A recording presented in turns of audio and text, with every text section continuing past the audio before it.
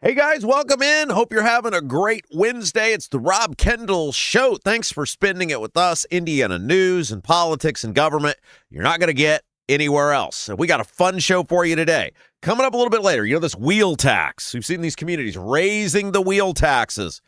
Here's what we figured out about the wheel tax.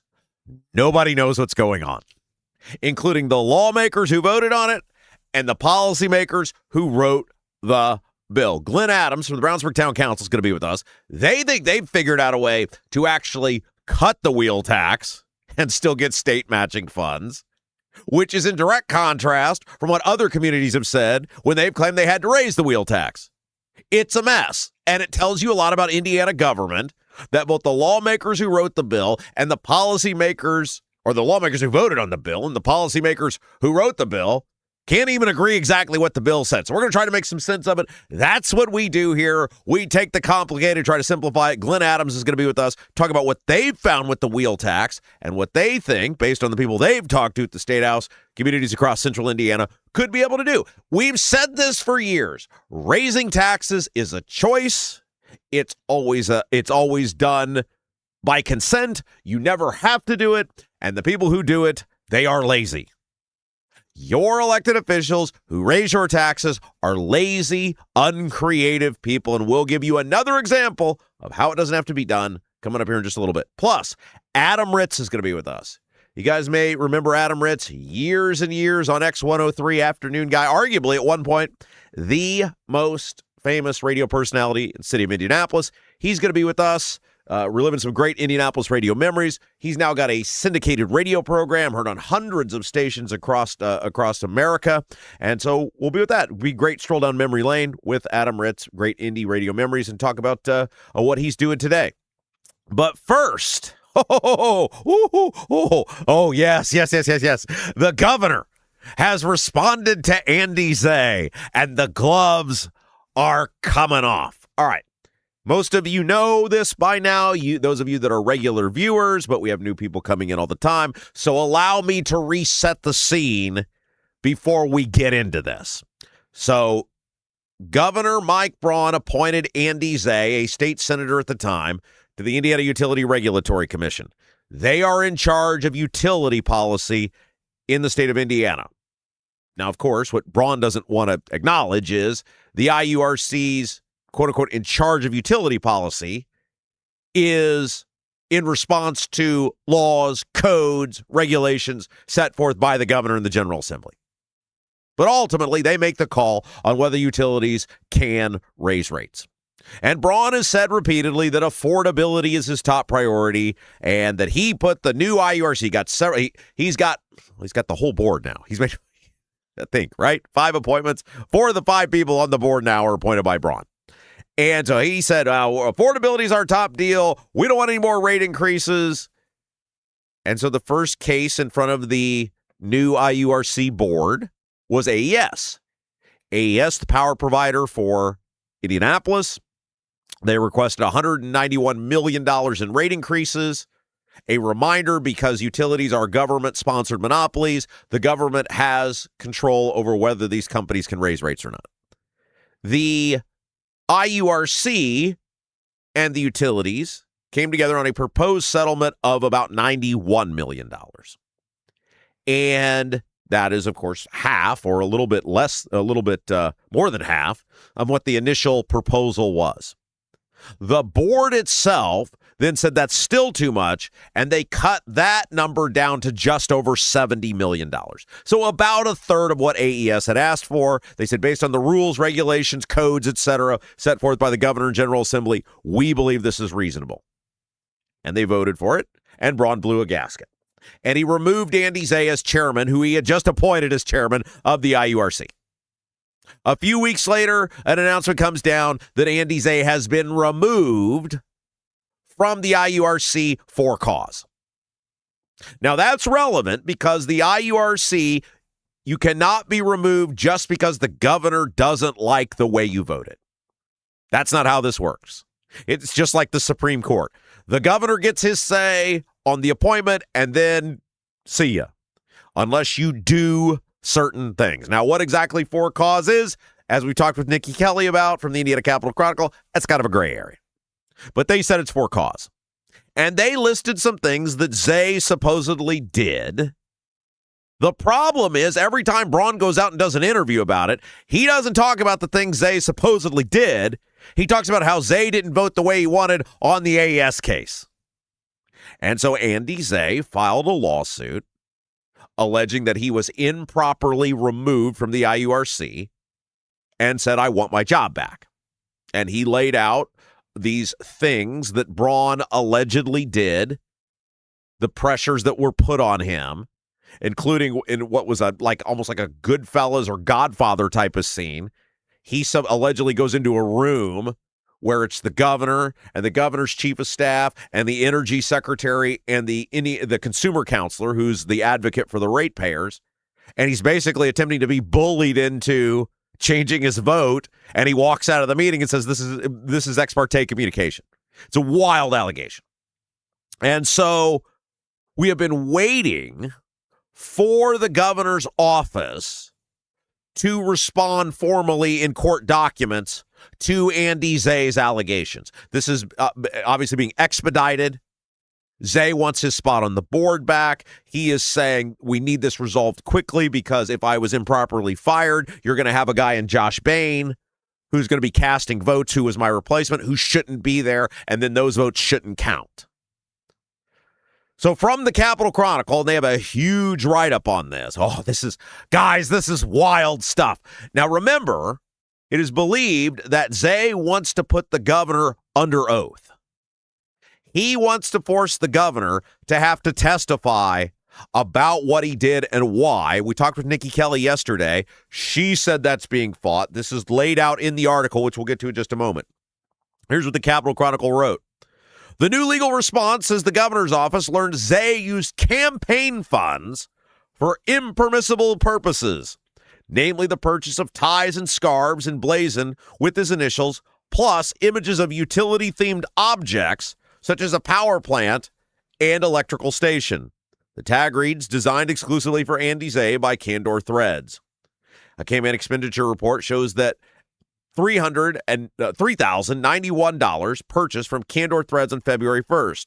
Zay, a Republican from Huntington, resigned from the state Senate seat he held since 2016 on January 8th and began work for the IURC on January 12th. Now, this is relevant because political activity is excluded as a member of the IURC.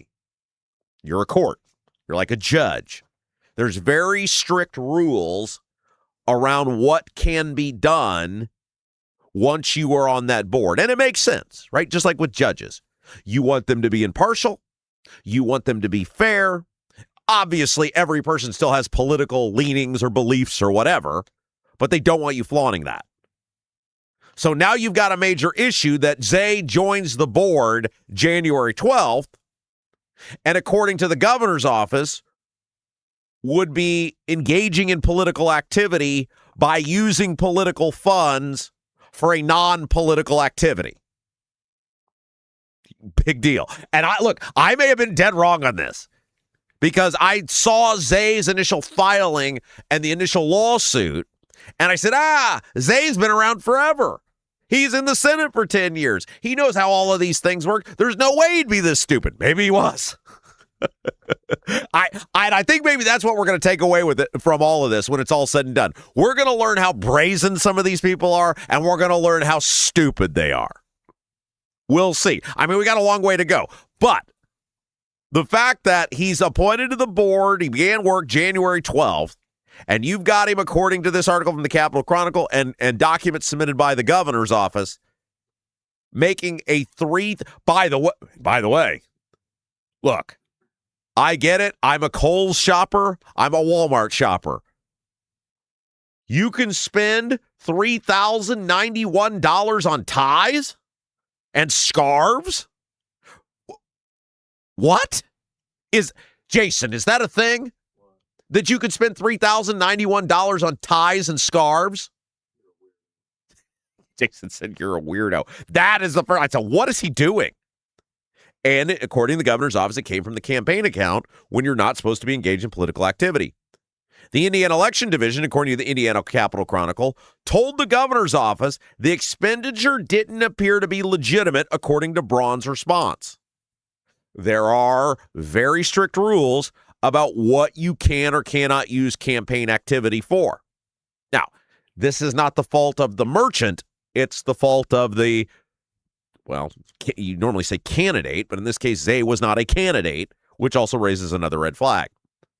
Steve Carter, who is the former attorney general for the state of Indiana, now deputy counsel for appointments for the Braun administration, filed an affidavit saying he initially had concerns about Zay's appointment. Quote, I was concerned that he thoroughly understood his obligations to leave politics and partisan activities behind if he was appointed to and accepted the role. Okay, stop.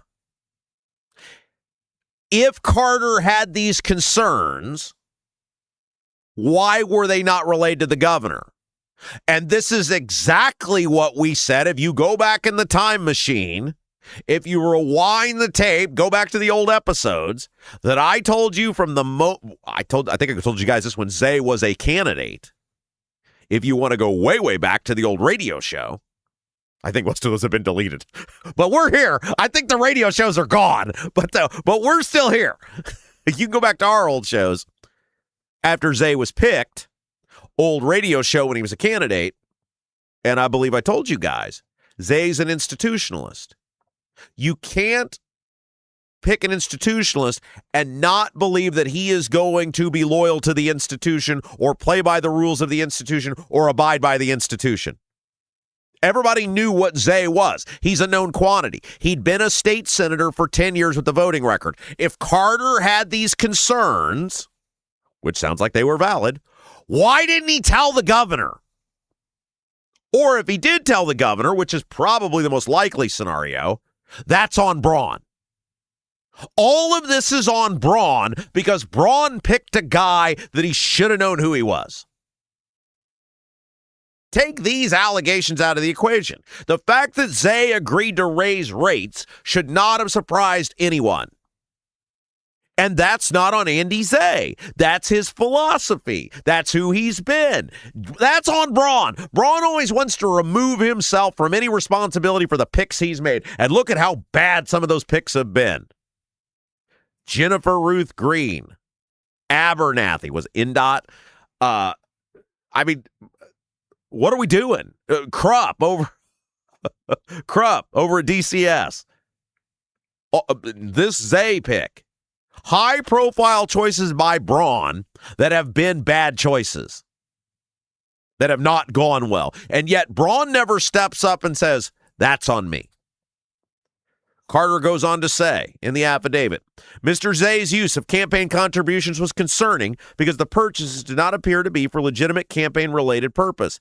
And this is the key, and this is what I just said. I impress myself so many times each day.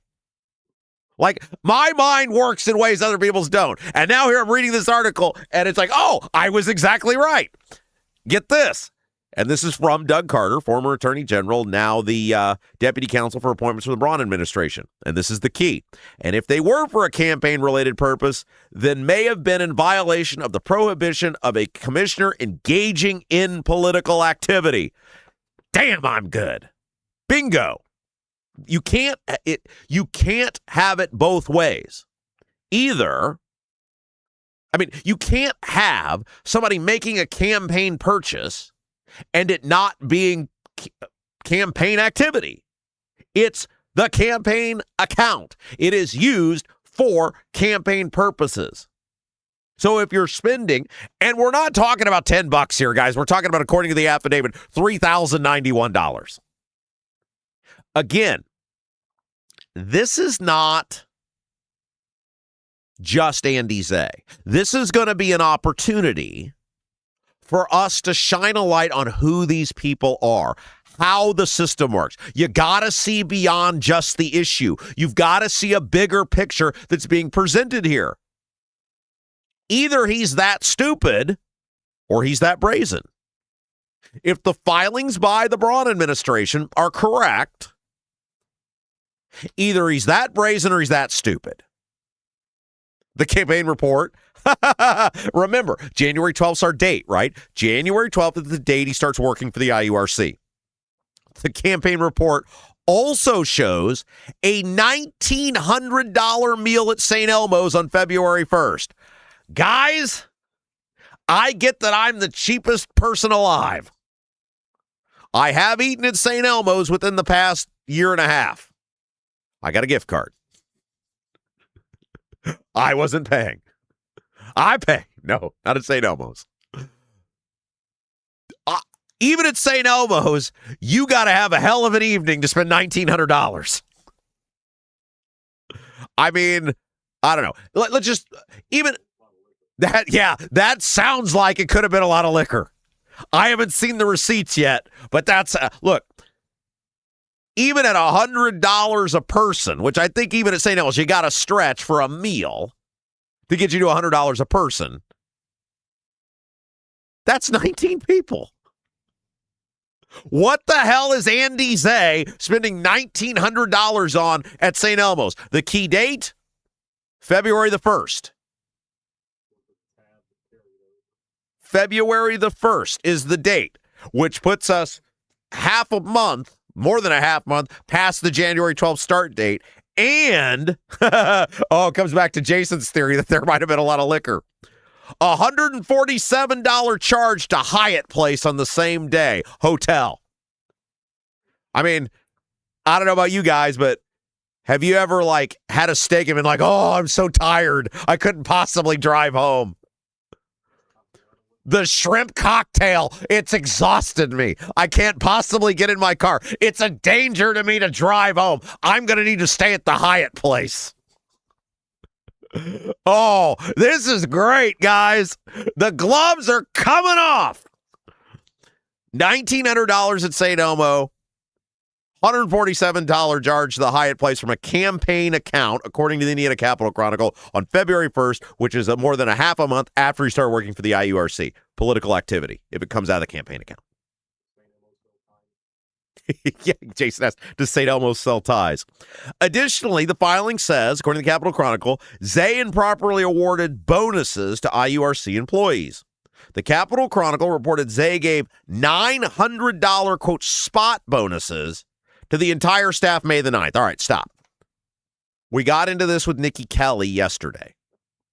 Spot bonuses are supposed to be tools the state has for individuals, and that's the key. Individuals who go above and beyond in specific circumstances. Like you have some employee, and there was some huge project, and they were here until 8 o'clock each night, and they were back here at 7 a.m. the next day, and for 3 weeks they didn't see their family, and the project got done, and it was wonderful. And you say, thank you for your service to the state. Thank you for going above and beyond. Here's a spot bonus, a one-time payment to recognize your excellence in a specific event. Giving them to the entire staff, unless the entire staff engaged in the sort of behavior I just described, No. Zay in his lawsuit said those bonuses went to the State Department of Personnel. So his excuse is, yeah, I did it, but you can't pin that on me, Braun, because your people said it was cool. Now, Braun, it would be rich for Braun to hang his hat on this since he just gave out or announced he's giving out bonuses to people based on how long they've been at the state.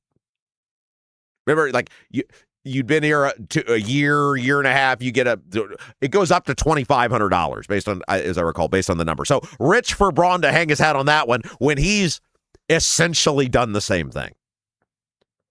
Carter said Zay failed to follow state procedure in identification of bonus receipts, as well as exceeding the allowable amount of bonus payments. Quote, when I went to meet with Mr. Zay on August 3rd, 2026, I intended to elicit his explanation for the matters identified above, Carter said. I did not contemplate that he would refuse to explain his actions. Remember, in the document, Zay said when Carter came to meet with him, he requested an attorney present and refused to speak. That led to his removal, according to Carter. The parties in the case, yeah, it gets better. The parties in the case also cannot agree on the scope of discovery according to new documents. I bet that means what they want to get from the governor. The emails. There has been a rumor. Look, I'm not saying it's true. I have no proof of it. It's just multiple sources that I have talked to. Usually people that are pretty good sources, but I have no proof of this whatsoever. There is a rumor that there are emails out there that could be very damaging to the governor. And that supposedly Zay is in possession of the emails. We'll see. It sounds like, though, there is going to be, and Nikki Kelly alluded to this, a big pushback from the governor's office about what can be revealed, what will be redacted, and what is going to be exerted as executive privilege, including perhaps Braun himself. Braun's legal team has said Zay proposed discovery that goes far beyond cause for removal. Zay's lawsuit points to numerous examples of Braun saying he was unhappy with Zay voting for the AES Indiana rate hike. Bingo. We've played the clips. It's not in dispute. Braun was on both WIBC and WOWO and was asked about the removal of Zay.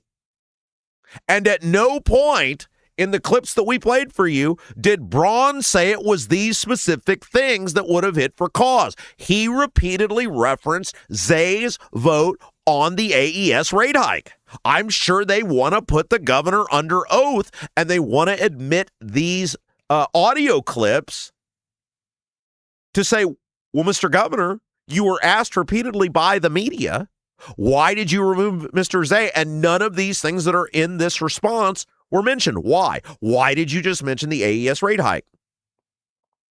Quote, whatever the other issues may be, the only issue for the court, as presented by plaintiff, is whether there was cause for removal. It claims expedited discovery should be limited, noting tens of thousands of emails and other communications would potentially be responsive to Zay's request. Instead, the governor's office proposed a list of limited discovery items. They don't want Braun under oath. And they are, look, who knows what the court's going to say.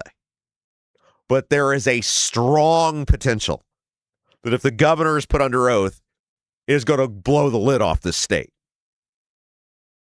Because I've told you guys for years. Look, Braun made a ton of money. No doubt about it. He clearly had some sort of ability to make a bunch of money. But in every interview, every conversation I've ever had with Braun, I've never walked away going, that guy's really bright. Now, he's made infinitely more money than I have, so good on him. But I've never had a personal or professional conversation with Braun where I walked away going, that guy's really sharp. And I bet the governor's office is very concerned because Braun ain't overly sharp. He probably made some mistakes. He probably said some stuff. Those interviews are damaging. He was asked by multiple media outlets about firing Andy Zay, and all he talked about was the AES rate case. I think that's compelling evidence for Andy Zay. The other stuff looks bad too.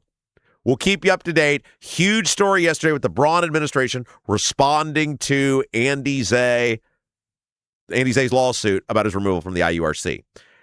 Hey guys, AJ's Picture Perfect Cleaning takes incredible pride in cleaning homes and businesses. In fact, here's how the whole business started. About 6 years ago, Amber, the owner, she was managing a big cleaning service, and she got really upset that the employees didn't seem to care about the details. So, just like me, she started her own business. Amber would be so excited to bring her attention to detail and love of cleaning to your place, your home, your business. AJ's Picture Perfect Cleaning. AJ services all of Central Indiana. When you use AJ's Picture Perfect Cleaning, you'll see and smell the difference. Call today, mention you heard about AJ's on our show, the Rob Kendall Show, and get an incredible $50 off your first clean. AJ's Picture Perfect Cleaning serves all of Central Indiana. Book your appointment today. Call 317-530-8148. 317-530-8148. We welcome you guys in. It's the Rob Kendall Show, Indiana news, politics, and government. You're not going to find anywhere else. We welcome our friends tuning in on WJOB up in the region, 1230, 104.7 up in the region. Thanks for being with us. Okay. Oh, housekeeping item before we go to a break. like, share, and subscribe. You can help us grow the Rob Kendall Show. Find us on YouTube, Rob Kendall Show, 3 hours a day, 9 to noon Central Time, and then available on demand wherever you get your podcast, Apple, Spotify, iHeart. First thing you can do, give us that thumbs up. Whether you're watching live or on demand, give us that thumbs up. Help us grow the Rob Kendall Show on YouTube. 5-star review if you're an Apple, Spotify, iHeart person. Share the feed out. You like what you hear, you like what you see, we grow organically. We grow through you. Facebook, Twitter, whatever you got. Let people know we are here and the program is available. And last but certainly not least, subscribe to us on whatever platform you're watching or listening to us on. Like, share, and subscribe. That's how you can help us grow the Rob Kendall Show. Also, robkendallshow.com. We've got a support button up there. Mike and Ethan and Joe, 3 great listeners of the Rob Kendall Show, hitting that support button yesterday. We can't thank you guys enough. We got all sorts of stuff over at robkendallshow.com. Support button if you want to contribute to the show, if you like what we do. We've got our favorite segments of the day. We turn them into articles you guys can read. All the on-demand platforms you can find us, the live link, and a whole bunch more. robkendallshow.com. All right, let's take a break. When we come back, best audio from around the rest of the country. We've got a new boss in charge of the Senate for the Republicans. A lot of stuff going on. Don't go anywhere. You're watching Rob Kendall Show. Do you have a dog but don't have a fenced-in yard? Your HOA won't allow a fence? Worried about having to watch your furry friend anytime you go outside? Avoid the blazing hot summers and freezing cold winters with All-American Dog Fence. All-American Dog Fence is the cost-effective, easy-to-use, in-ground fence system to keep your dog secure and give you peace of mind anytime they're outside. All-American Dog Fence backs their Pet Stop products with a lifetime warranty. Call or text All-American Dog Fence at 317-862-6606 or visit their website at allamericandogfence.com. Mention the Rob Kendall Show and get $200 off a new installation. DC politicians don't care. Buying stocks with insider information, they get filthy rich. But if you did it, you'd get locked up. Thankfully, there's one fighter on our side. Senator Todd Young is pushing to ban all congressional stock trading forever. He's never traded a single stock while in Congress. Young's a Marine who does the right thing. Contact Senator Todd Young. Thank him for standing up for us and for fighting to ban congressional stock trading. Buying a home or thinking about refinancing? Work with someone local who understands the Central Indiana market. Gary Tedrow with Verity Mortgage helps homebuyers and homeowners explore options for purchasing, refinancing, or even consolidating higher interest debt through their mortgage. Gary's approach is simple, clear advice, and personalized guidance, so you can make confident decisions. Visit loansbygary.homes to learn more or get started today. You've got nothing to lose but dollars on your mortgage payment. So call for a free, no-obligation quote, 317-695-5179. Gary Tedrow, NMLS number 179207 with Verity Mortgage, NMLS number 70345, an equal housing opportunity lender.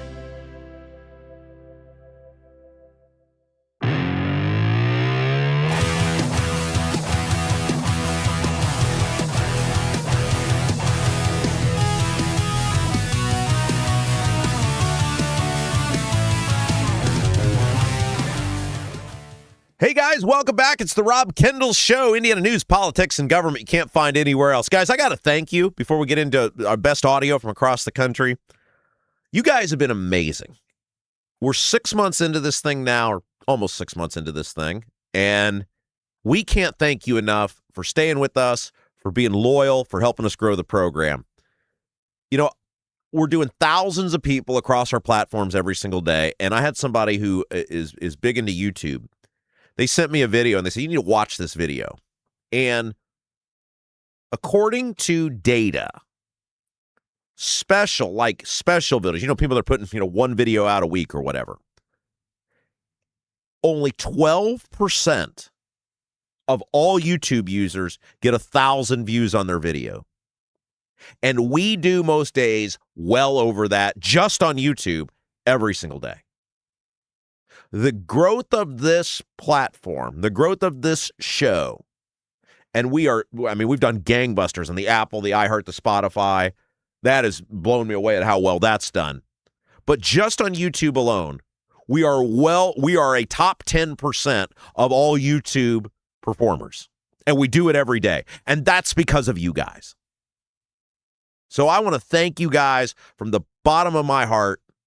Obviously, we've got the radio affiliates we're starting to work with now. Had the big announcement last week about WJOB. We hope to have some more for you, maybe a little closer to home here pretty soon.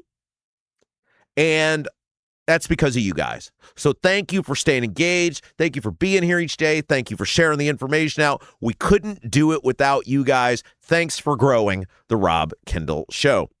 And, of course, we couldn't do it without our sponsors, and that includes Anthony Gary, Indy Dwell Real Estate. He doesn't just list homes for sale. He gets them noticed, he gets them shown, he gets them sold without you losing sleep or sanity.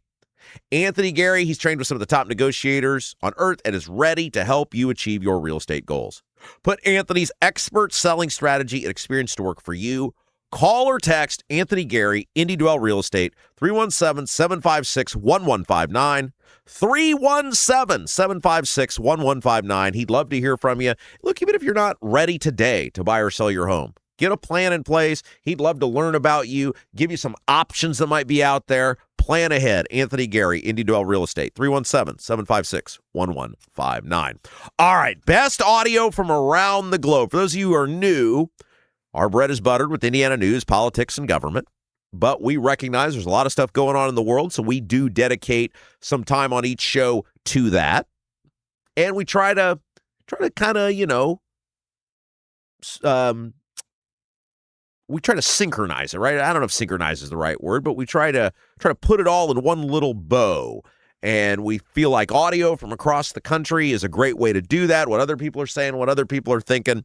And so each segment of each show we dedicate to some of the best audio I've found from around the fruited plain. And this one is close to home. It's actually an Indiana issue, but it's also an Illinois issue.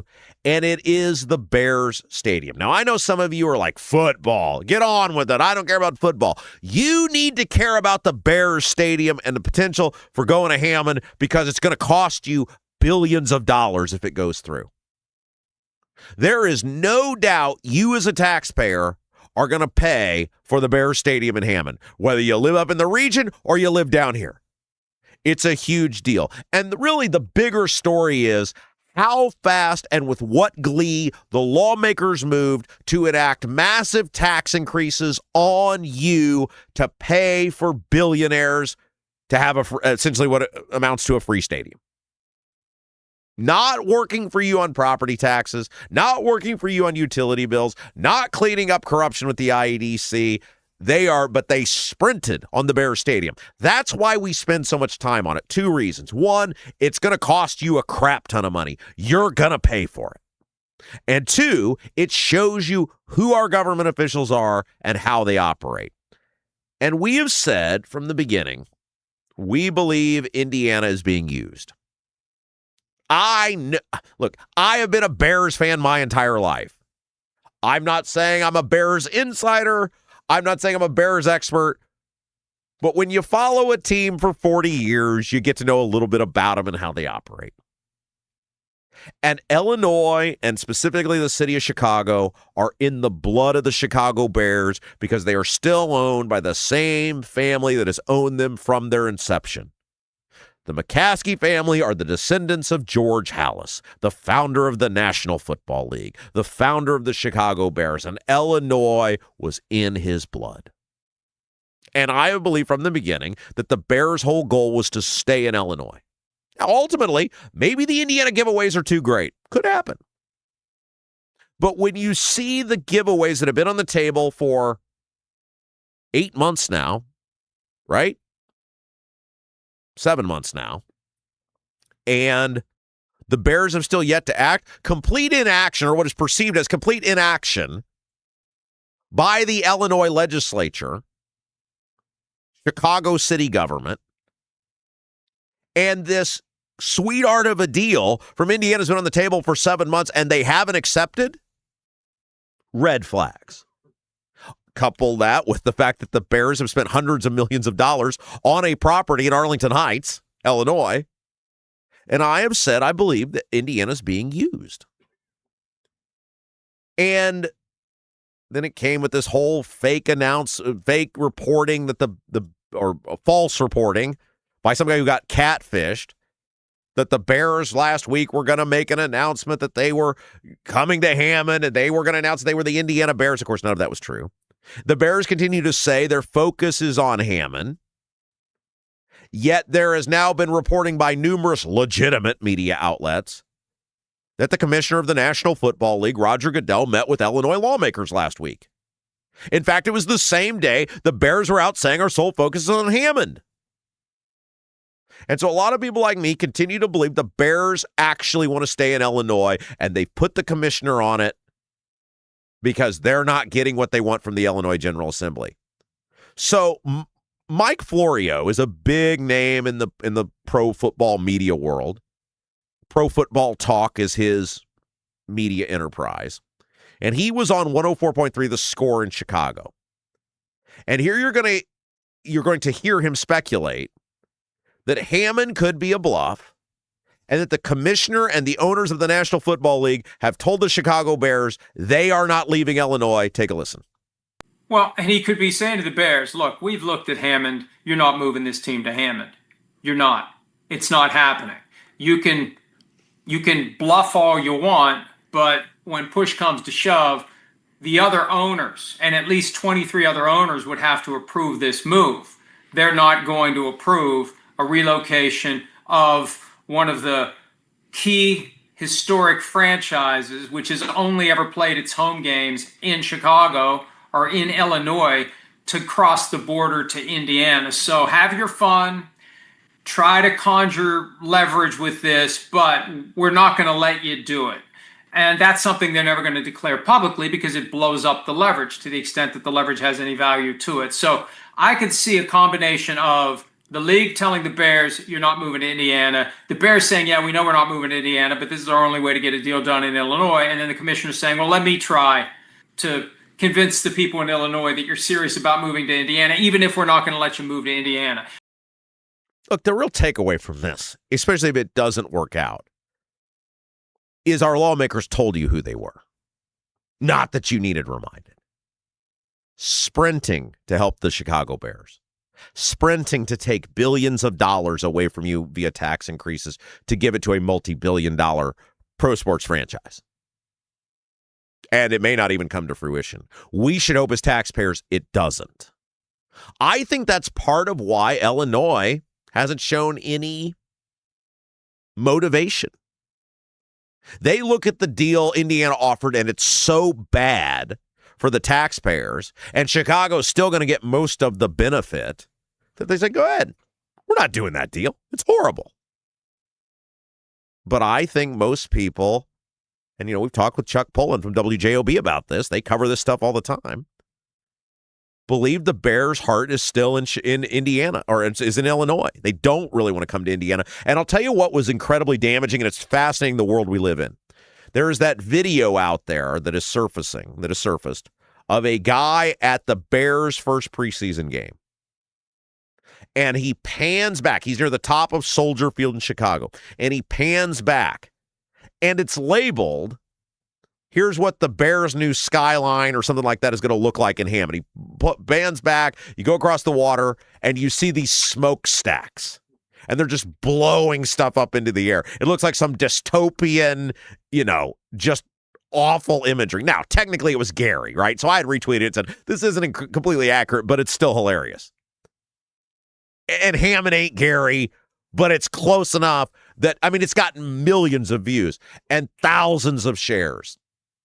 And there are people out there, like legitimate people, that are saying this may end up being the thing, some rando on the internet's video that actually ends up being the thing that is the catalyst to keep the Bears in the state of Illinois. We'll see what happens. But you got to pay attention to this, even if you don't like football, because it's bad government. And that's what we do here. We talk about bad government. All right. So John Bolton is the former NSA director under Trump. He was the ambassador to the UN under Bush. He's been in some legal trouble lately. It would be his older brother, not his little brother. Jason, that was Michael Bolton's little brother.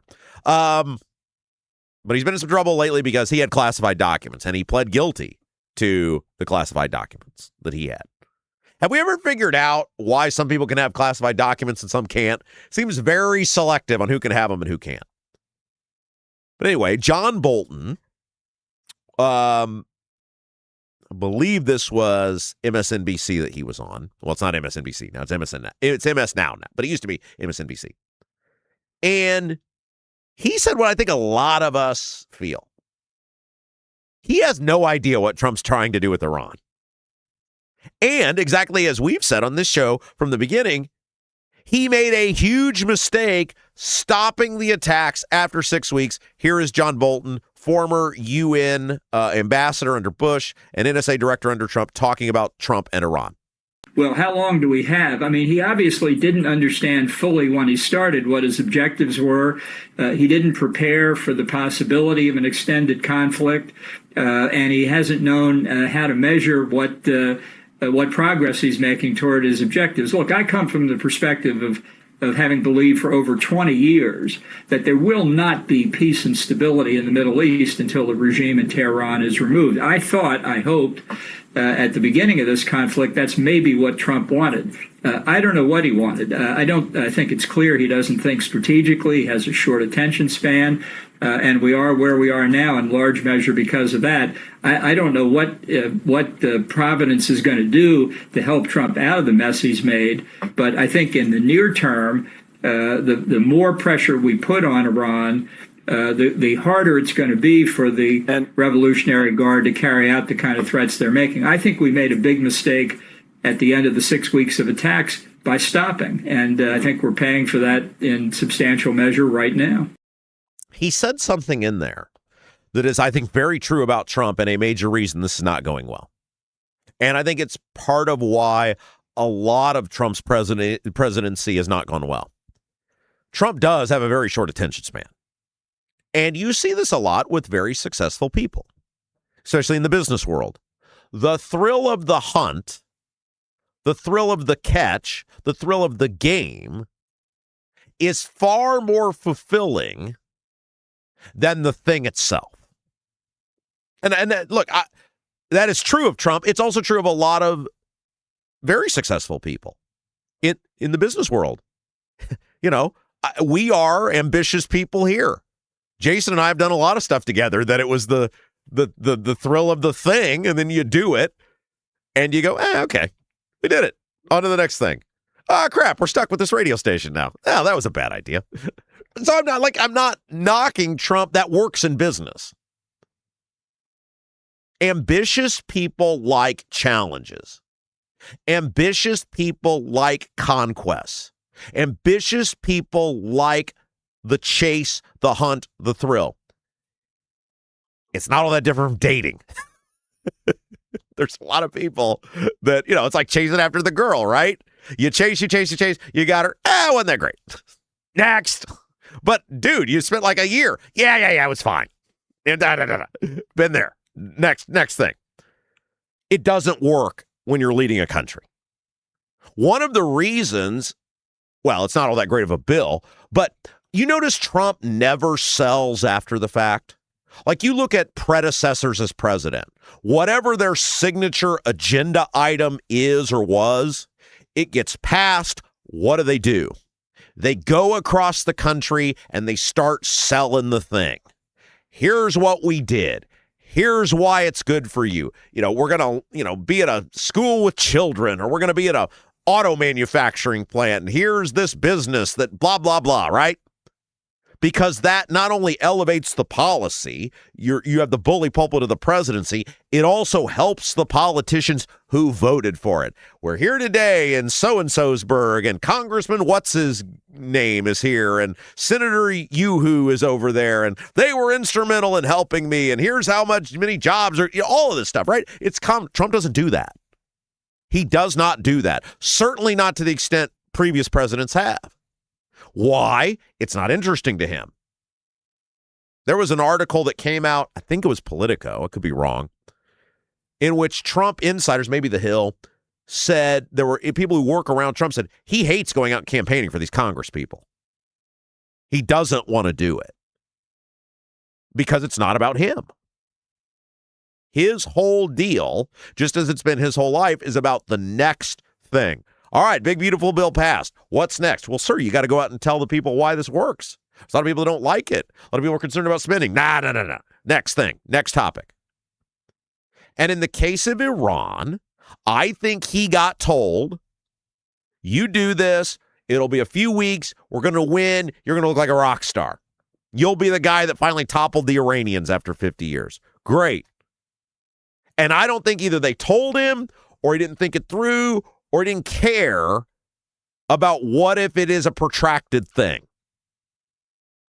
And I think Trump, like in the business world, the idea is great. Like Trump loved the idea. Remember last fall when they dropped the huge bombs on Iran and he come out and go, we got them. They've been obliterated. We've done things that everyone should have done. Nobody had the strength to do it. I did it. It's over. Well, it wasn't over, right? It's never going to be over from the Iranians. They are the deltas in Animal House. Nothing's over until we decide it's over or we get obliterated. And we told you from the very first segment of the very first episode of this show, you have two options. Ignore them. Try to hem them in economically. Use your might as the United States to keep your allies, to sanction them. Use your intelligence to keep them from, as best you can, getting any sort of dangerous weapons to people who hate us, and just go with it, which has sort of been the approach. Or you can blow them off the map and start over. Anything in between ain't going to work. And he's tried to do this in between thing because he doesn't want to deal with it.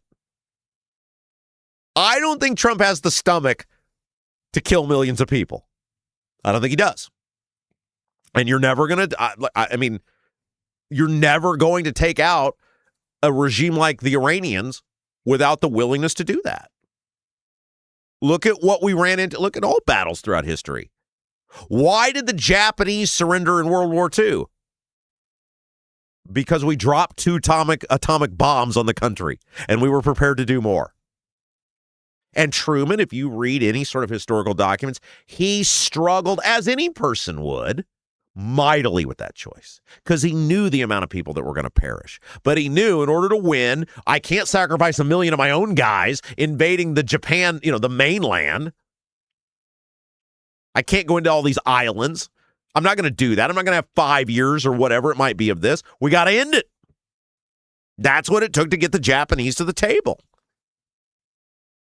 That's the only way you're going to defeat the Iranians. They're lunatics. And Trump doesn't have the intestinal fortitude to do it. He also doesn't have I thought, but when I heard that, I was like, nobody's going to talk about this other than me. But I think that was the most insightful thing Bolton said. I don't think Trump has the attention span to, and this is true for a whole bunch of stuff, to see these things through the way they need to be seen through from the sales standpoint. He likes those rallies because it's all about him and the crowds. But that's not how you move the needle. I've told you guys this story. The reason I got to interview Trump in 2016 was because either he didn't want to or they didn't feel they could retail campaign with him in Indiana or these other states. Part of it was security issues, etc. But they're like, he likes media. He'll do media. We can retail campaign through the media. I thought that was very insightful by Bolton and was something nobody else was touching on. Okay.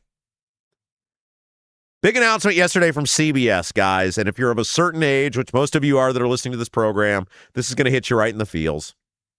After generations of serving customers across the United States, Columbia House has announced it's shutting its doors, and your last chance for orders is the middle of September. Here's CBS breaking the bad news. Generations of people ordering, 8 cassettes for a penny?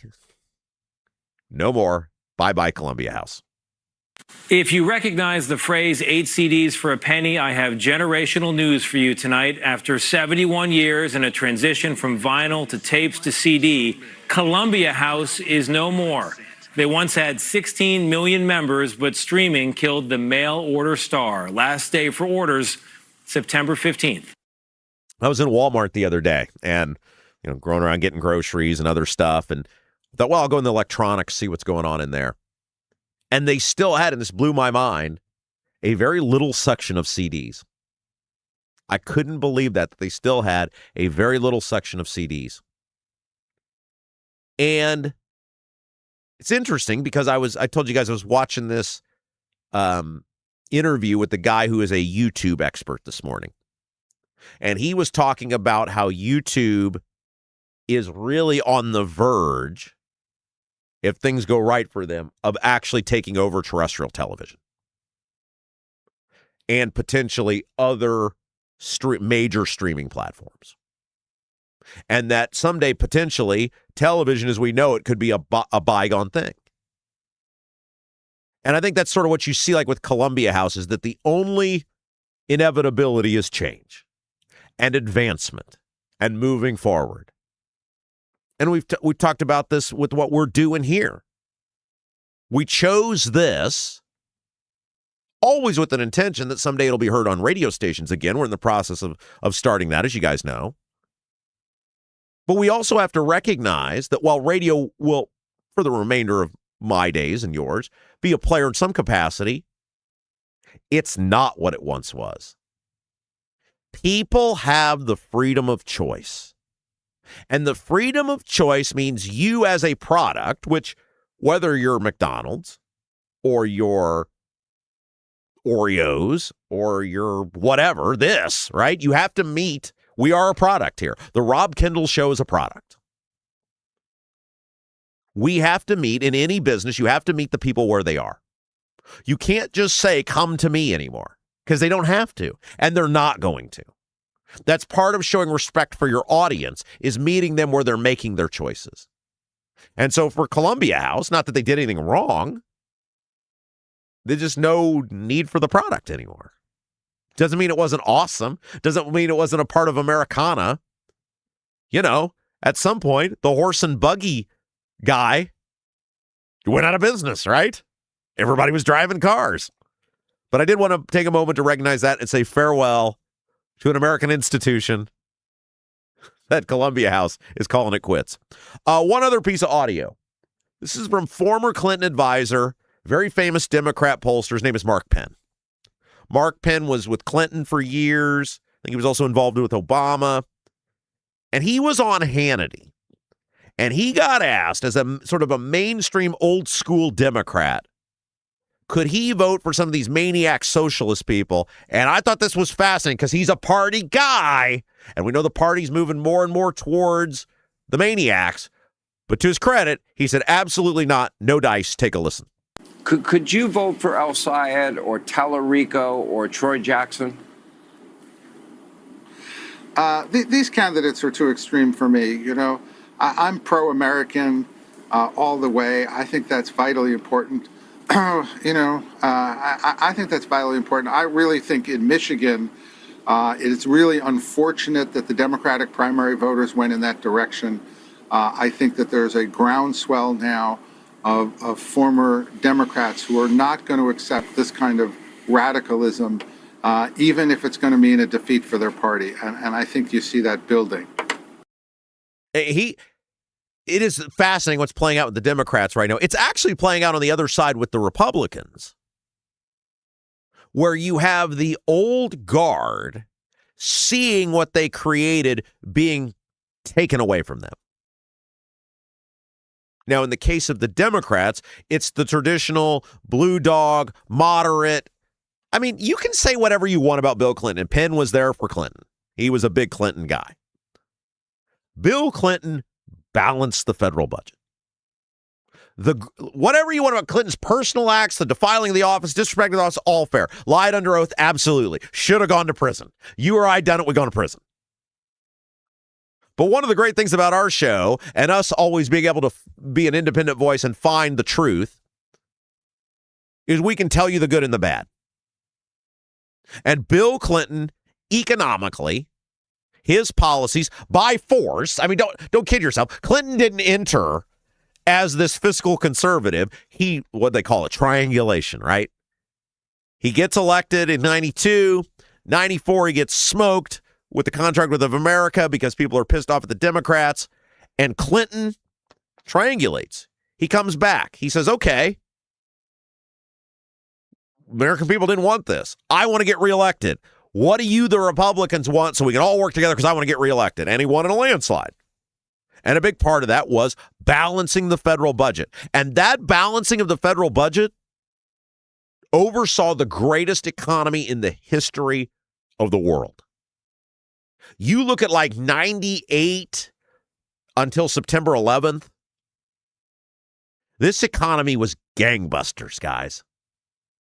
Like, it was pretty good in Trump's first term. Wasn't what it was under Clinton. There were help wanted signs everywhere. Like, and they were like, I was a high school kid at the time. They were taking anybody. Oh, you got 2 legs that can lift? You're hired. I make how much? Oh, that's awesome. So your deal, it's easy to credit Clinton this, Clinton that. And yeah, the guy's a scumbag. And his wife is rotten to the core. But the actual governance was pretty good for the country. The actual governance by Clinton led America into a time of great success. Now, he was so reprehensible as a person, America's like, we'll go away from that. Sure, your vice president's running. We could have 4 more years of this, but you are so reprehensible as a human, we gots to get away. But the actual acts of governance. So this guy was there. He gets it. And he sees what these maniacs are going to do to the Democrat Party. The Democrat Party's done. I talk about it a lot with radio, right? Or terrestrial media, television, same way.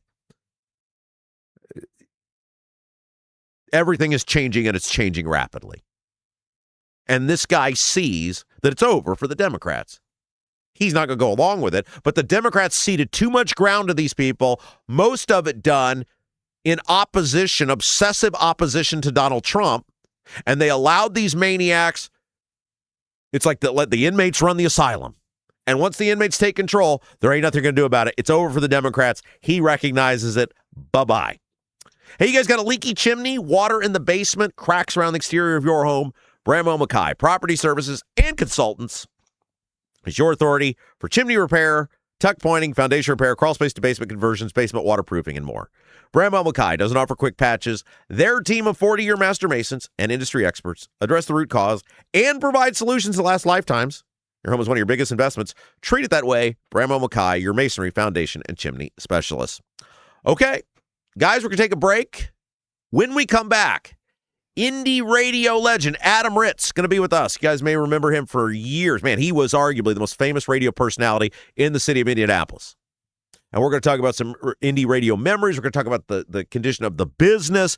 He now has a nationally syndicated radio show heard on hundreds of stations across America. He's built an incredibly successful business. We'll get into all that. Stroll down memory lane with Adam Ritz. When we come back, don't go anywhere. You're watching The Rob Kendall Show. I'm Anthony Gary. I started Indy Dwell Real Estate because too many friends, family members, and neighbors had real estate experiences that lacked compassion, explanation, and expertise. You deserve someone in your corner with the heart of a teacher, simplifying every step of the buying or selling process. When you hire me, you get me. Start to finish, you'll never be handed off. No stress, no surprises, just the expert guidance and results you deserve. Anthony Gary, Indy Dwell Real Estate. Call or text 317-756-1159. 317-756-1159.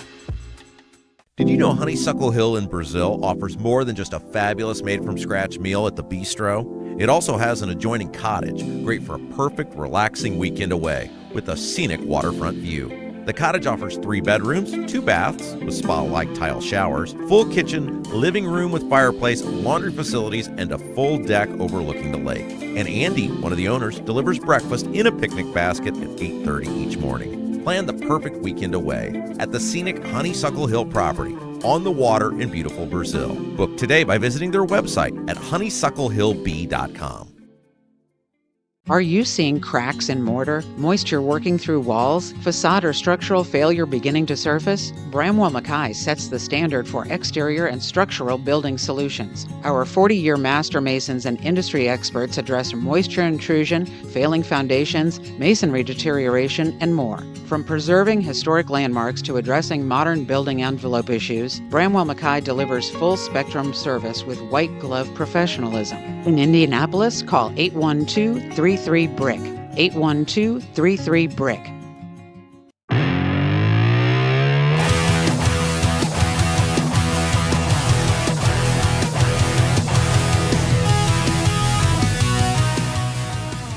Welcome back. It's the Rob Kendall Show. Look who it is. Oh, my gosh. One of the great legends of Indianapolis radio, now syndicated across the fruited plain, the great Adam Ritz. Hello. Well, hi, Rob.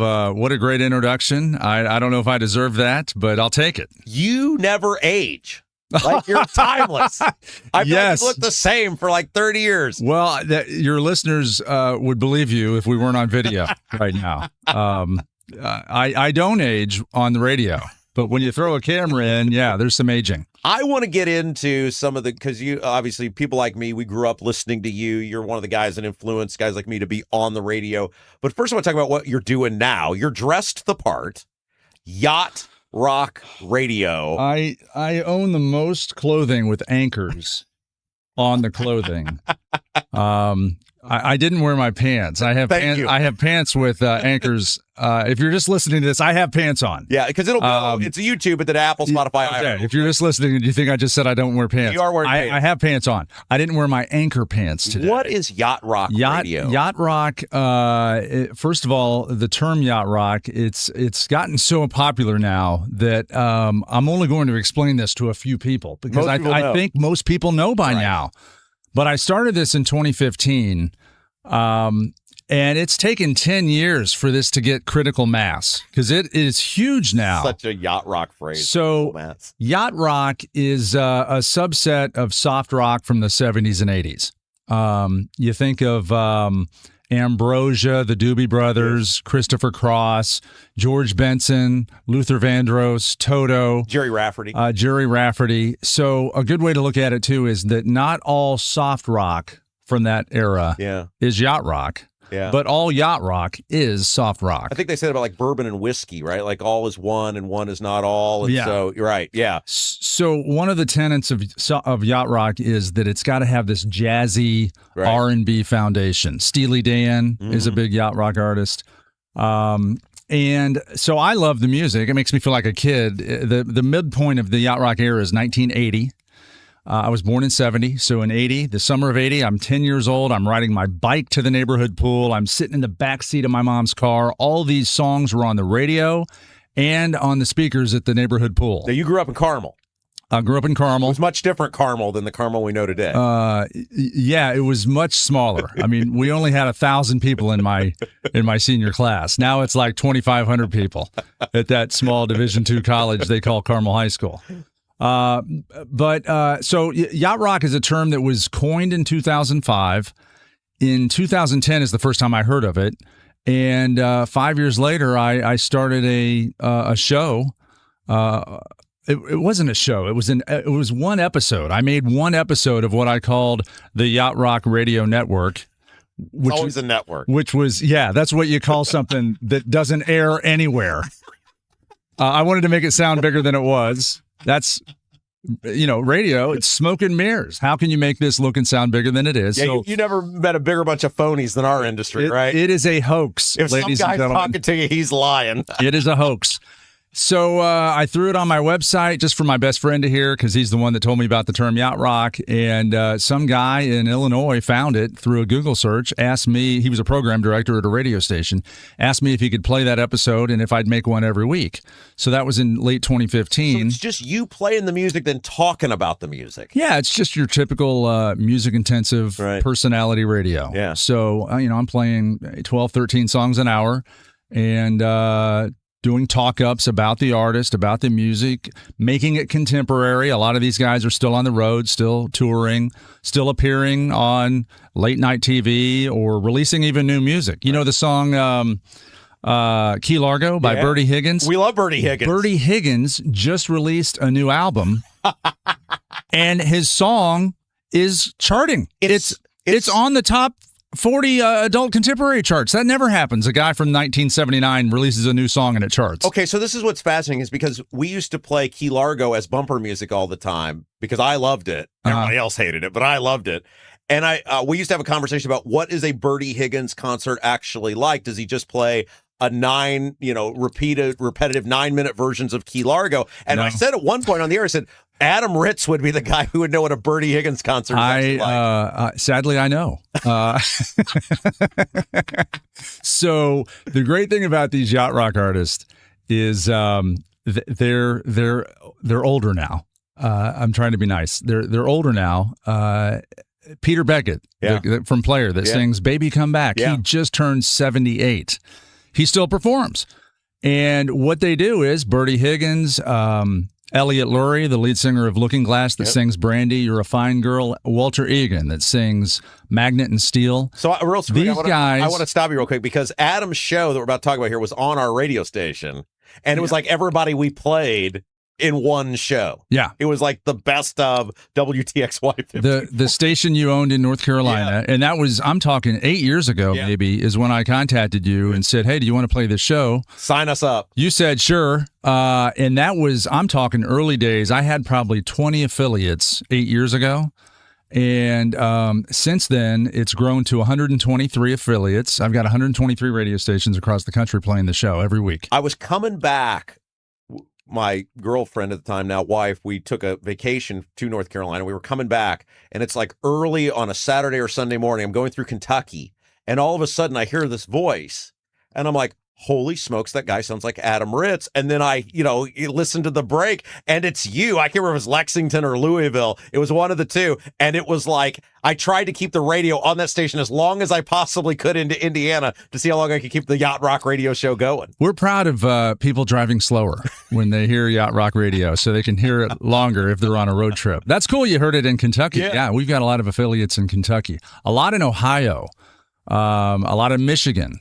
We've got a lot in California. You think it'd be like in Florida, right? Florida, we've got a few. Yeah, it's very popular in coastal towns, boating towns, yacht central. We're big in New Hampshire. A lot of yachts and boats and money in New Hampshire. And so you guys dress the part, right? Like you've got your shirt on, you brought hats. I'm not a prop comedian, but I did bring you a hat. Oh, how exciting! This is part of the. Do we wear it for the rest of the interview? It's the official uniform of Yacht Rock. I do perfect. I wear the captain's now you have hat. To wear front size, right? Like you're in bad standing if you were to like flip it around and wear it backwards. Oh, you cannot wear it. Okay, very good. No, don't be ridiculous, Rob. I love this. So yeah, I dress the part when I host these Yacht Rock events coast to coast. I love it. In next month, September 19th, I'll be in San Diego hosting the San Diego do live events. Yeah, the San Diego Yacht Rock Festival. It's more than just a radio show. This is it's a platform. It is a network now. It's the Yacht Rock Radio Network. Not even lying anymore. It took me 10 years to build this to the point where it's a thing. I've got 350,000 followers on social media. I love it. 123 radio stations. I'm considered one of the, I guess experts. Here's a great example. Well, first of all, let me go back and tell you about Walter Egan, Peter Beckett, and Bertie Higgins. Yes. What these guys do, they don't play for 90 minutes. They don't want to. They're almost 80. So what you do is you hire these guys to come play with a backing band, and they come on and play their two hits. That's it. Crowd loves it. They leave. They don't even fake it anymore. No. Well, they're known for these two songs. Right. They've been getting mailbox money for 50 years on these two songs, and they love that they're getting paid now to show up with a backing band and play their two songs and leave, and they get a check. And so, like, your job now is you go put these festivals on, you introduce the bands, you're the guy. Yeah, great example. I was just hired to be the onboard host. We can take these hats off. Oh, if you perfect. do you think we look? I don't have bad form. But I'm going to wear this. I can't believe you gave me this hat, and I have to wear it. I think the last time I saw you in person was at the state fair, and you were putting on. I had the hat. You were it was your deal at the state fair. That was Atlanta Rhythm Section, Orleans, and Firefall. That's right. Presented by Yacht Rock Radio, and I was your host and MC. That's right. Yes. So I just got hired to be the onboard host for the Yacht Rock cruise. And it's really kind of phenomenal that no one's done this yet, to get all these artists together on a cruise ship. So we've got Kenny Loggins, Boz Scaggs, Little River Band, those guys I mentioned before, Peter Beckett, Elliot Lurie, Walter Egan, Ray Parker Jr. is on the boat. Now, a lot of people, when you say Ray Parker Jr., you think of Ghostbusters. Yeah. And people are like, that's Yacht Rock? No, it's not. Ghostbusters is not Yacht Rock at all. But Ray was in a band called Radio in the mid to late 70s, and they had 3 hits that are absolutely Yacht Rock. Jack and Jill, You Can't Change That, and A Woman Needs Love. And then Ray Parker Jr. had another huge solo hit in the 80s as well. So you get Ray on stage to sing those 5 songs, including Ghostbusters, because there's not a Yacht Rock fan anywhere that would be offended to hear that number one that's hit. Okay to do. Yeah, you pull out some of these surprise songs, and that's okay. But you get these guys all on a cruise ship. We're sailing along the West Coast on a celebrity cruise line ship called the Celebrity Summit, September 12th of 2027, and I'm your onboard host. So I'll be hosting all the panel discussions, the Q&As. Industry. It is a thing. It's a whole... Okay, here's the It is a thing. Adam Ritz is our guest, former Indianapolis radio legend, now the host of Yacht Rock Radio, heard on 120 plus stations across the Frito Plate. You've always been an entrepreneur. So I want to ask you, as a lot of people remember, obviously, you were the guy on X103 that so many of us grew up listening. You and Nigel. It was you and Big Nige, right? Big Nige. When you're, because you and I worked together for a year or two. Yeah. You're one of your first radio jobs. The first deal for me, and I was in after you, and it was so cool to get to know you, and you were super cool with me. And let me sort of pick your brain. When you left radio, I mean, you're doing radio now, obviously, but you're not going to a radio station each day. Did you miss like the daily deal of terrestrial radio? Well, it's, radio has changed so much that it's, as much as I love doing Yacht Rock Radio today, it is still a completely different animal than what it was in, from 1997 to 2003. Gone are those days of going to a radio station, doing your 4-hour show, having the fan interaction, the listener interaction. It's just so different now. I miss those old days of how radio used to be. And you describe how it used to be to young. You don't count. You're not young enough. No, I'm an old guy now. You were in the heyday of radio. You were there. I was 21 when I started working with you. And your talk radio today still has the elements of the glory days of radio. Right. And you know all that. But those old days of radio, it's just never going to be the same. So now you've got people. I guess if you look at Captain Adam and Yacht Rock Radio and this whatever level of success it is, as it grows, I will tease that I just signed on with a syndication company. So I've gotten 123 radio stations by myself. Right. Now I've got representation. This thing will get bigger, and it will still never be what the heyday of radio was in the year 2000. Well, I mean, you talk about 2000. I was in high school, right? Would listen to you all the time. And it was like, man, I want to be that guy. And so much of it was, like you talked about, the idea of the fan interaction, the idea that humans interacted with humans, and radio was the place, especially for young people, right? What you were doing was where people wanted to be. I will say, though, that when you get 120 radio stations, you do have enough listeners that care. If you do it, if you're doing an afternoon show in a city the size of Cincinnati or Indianapolis, and you have an appearance or a remote, as they call it, at a cell phone lot or a car dealership on Saturday noon to 2, in the year 2000, people would show up. Yeah, they'd want to meet you. They'd want to sign up to win the car. They'd want to get involved. They'd want to engage. It was their favorite radio station. Right. In the year 2026, that same guy going to a car lot on Saturday from noon to 2, no one shows up. Right. No one. Right. It's just like that listener engagement. The people just don't care the way they used to because they've got their own. Yeah. They've got their smart device with 30,000 different ways for them to engage with content. Would you ever go back? Like if you got presented an opportunity to do a talk show? Okay, very good. That was quick. Finish your question. If you had an opportunity, let's say, to do what you want to do, a talk show of some sort or something like that, because I always thought that you would have been great at that. Would you want to do that? Well, I love interviewing these artists. Because you're so good at it. I would do an interview show for sure. Yeah. I would do I like music intensive shows. I don't know if I'd ever want to do a 4-hour talk show. I don't know if I could do that. Yeah. I really don't. That's not my wheelhouse. But pop culture, interviewing people, playing a song, coming out of it, having a 7-minute conversation, pulling some information out of the artist that nobody else has, having them go, wow, no one's asked me that before. That's kind of the goal of how I do what I do. You left radio, you started doing two things. You started public speaking and you started building a business, and you built a super successful business. I remember when you had the idea for the business. I remember meeting you in Zionsville, and you're like, I got this idea for this business. Tell us about the business you built, because you're such a Renaissance man. And when you told me this, I was like, I think this is going to work for this guy. Tell us about it. It's amazing. Well, along the same time I started Yacht Rock Radio, that same year I partnered with a friend of mine, and we launched a company called Fusic. And the idea was to allow a brick and mortar business, to use the speakers in their ceilings as if it was their own radio station. So my first client was a donut shop. My second client was a car wash. And from there, my business partner, I did all the creative. So I would write the voiceovers and I would voice them myself to say, welcome to Prime Car Wash. Join our VIP club and get 10% off your 5th car wash or whatever. Which is a brilliant idea. It's just a way to promote your business in your business through the speakers to your existing customers. So you're not playing the radio station. You're not allowing a radio station to air their sponsors in your store. You're sponsoring it. Right. You're promoting yourself to your own customers. Right. We grew fast.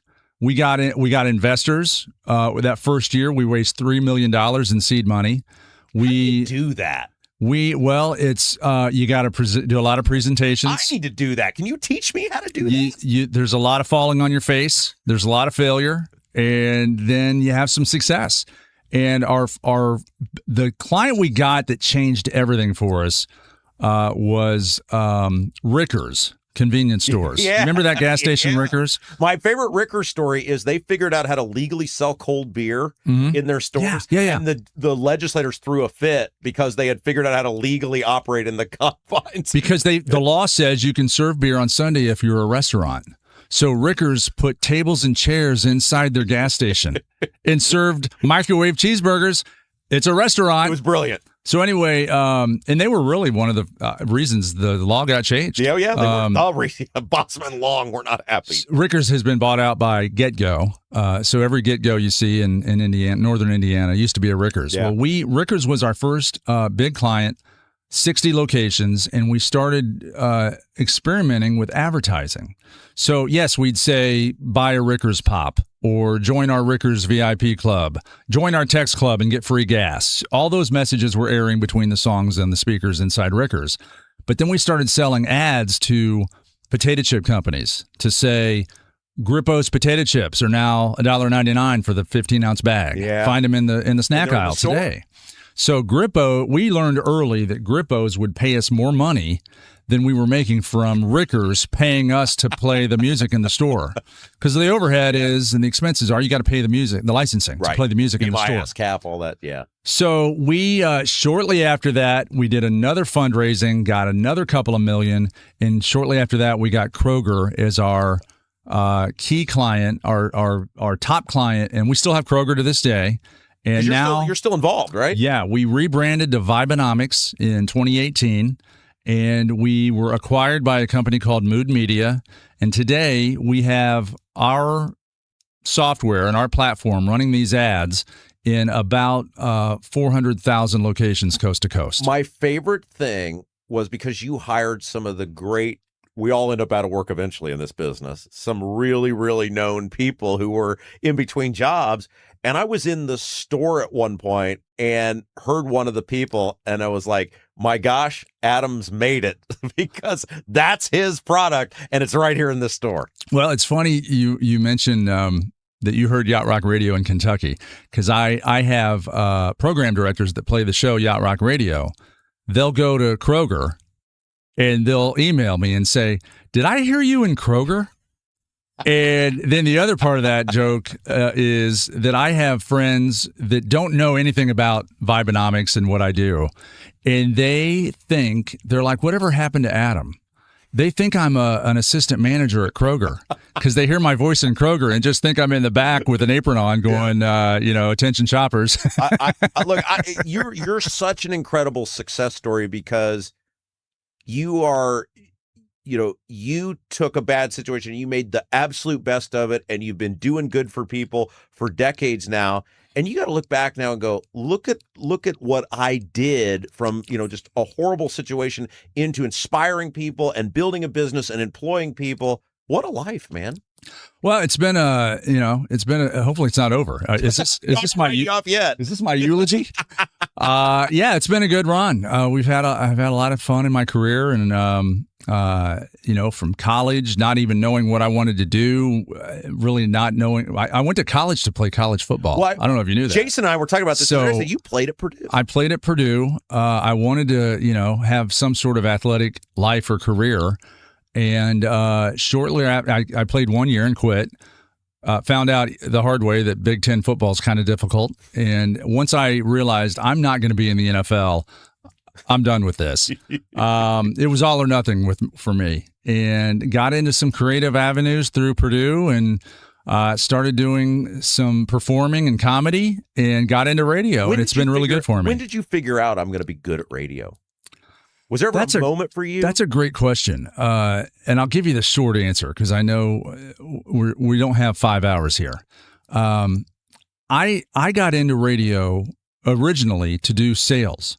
Because after my internship at WZPL, all the salespeople I worked with in that sales and promotions internship were making bank. They were making big bucks. This is in the mid-'90s. Radio I'm talking glory days of radio, when the salespeople at the 10th rated station in town were all making huge money. And I'm like, I want to be a part of that. Yeah. So I went back to Purdue, graduated, interviewed at ZPL to be a salesperson, and I got laughed out of the interview. I was totally ill prepared. I had no idea what I was doing. But as I walked out of the building with my tail between my legs, the program director said, "Hey, Adam, you did some voice work at Purdue, right? You did some radio at Purdue." I said, "Yeah." He goes, "What do you want? You want to run the board for us here?"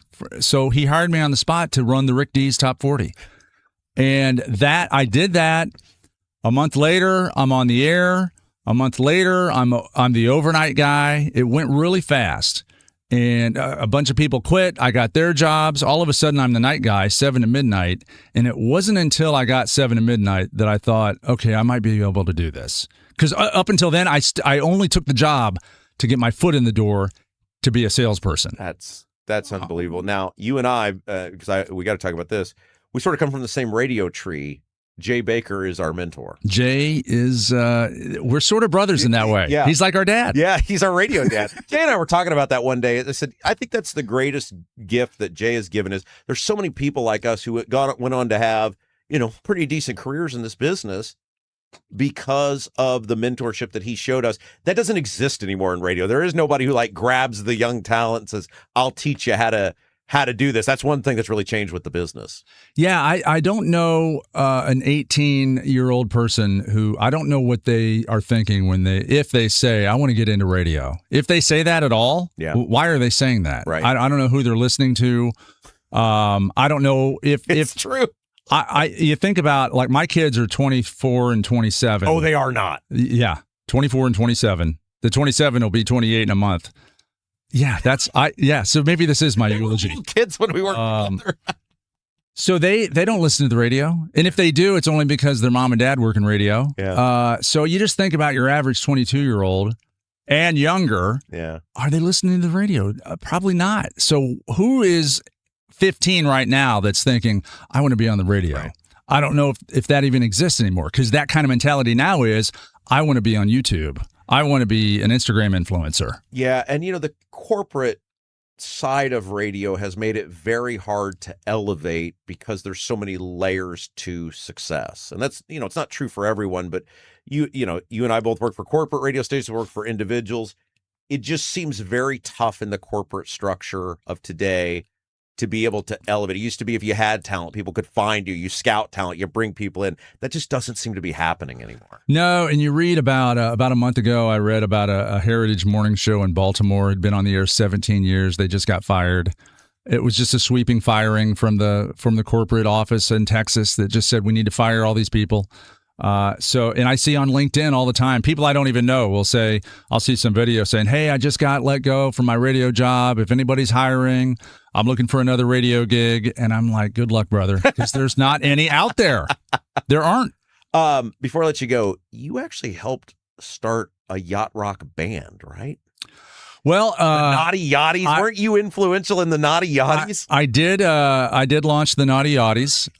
Great. I had an acquaintance who was the manager of the Vogue who wanted to do a yacht rock night, and he didn't want to go with the traditional yacht rock bands that had been coming through town. So he asked me, "Do you know any yacht rock bands?" I looked around in Louisville and Cleveland, didn't really find any I liked. So I knew from the old days, the Alligator Brothers. I don't know how old you're too young to remember the Alligator Brothers in person, but I'm an old soul. So in the 90s, we used to go to Broad Ripple. I hear D. Jason saw the Alligator Brothers a few times. Oh, he's old enough. Yeah. So the 30 and 40-year-olds in the 90s would go to Broad Ripple every Tuesday night to see the Alligator Brothers, and it was all disco and 70s music. Well, most of those guys in that band are still playing current day in different bands. Alligator Brothers don't exist. So I called that band's manager and said, hey, do you think we could cherry pick some of those members and create a yacht rock band? So we did. And the Naughty Yachties are still playing. And my buddy Troy Kennett plays with Troy Kennett's in the band. Awesome. It's I went with Jay to the Vogue to see them. I mean, this has been 7 or 8 years ago now. And he's like, you won't believe these guys. They're great. And they were outstanding. And then I found out, well, this is because of Ritz. And I said, of course it is. Of course it is. So let me bore you to death with this story. I did it again, and I'm doing it again. 2 weeks in Michigan, I got contacted by a group that a promoter, and said, can you put together a yacht rock event for us? And I said, yeah, here's some bands I know, here's how much it'll cost. And they were like, whoa, that costs way too much. Here's our budget. And the budget was small. And I said, you're not going to get a quality yacht rock cover band for this price. And I said, let me think about how I can do this. So I called him back in a week and said, all right, I can do it for that price. But admittedly, it's going to be a band that doesn't exist. I'm going to make this band up. And they said, whatever you got to do, we trust you. So I've been promoting this band that I just invented called Mount Yachtmore. And what I did was I hired a wedding band in Michigan. This gig's in Rochester, Michigan on Friday, the 28th of August. I don't even know how to get there yet. I haven't even MapQuest it yet. But it's a Vogue-type theater, and it's Yacht Rock Radio presents Mount Yachtmore, hosted by Captain Adam from Yacht Rock Radio. I love the persona. And this band, I've got a phone call today with the leader of the band.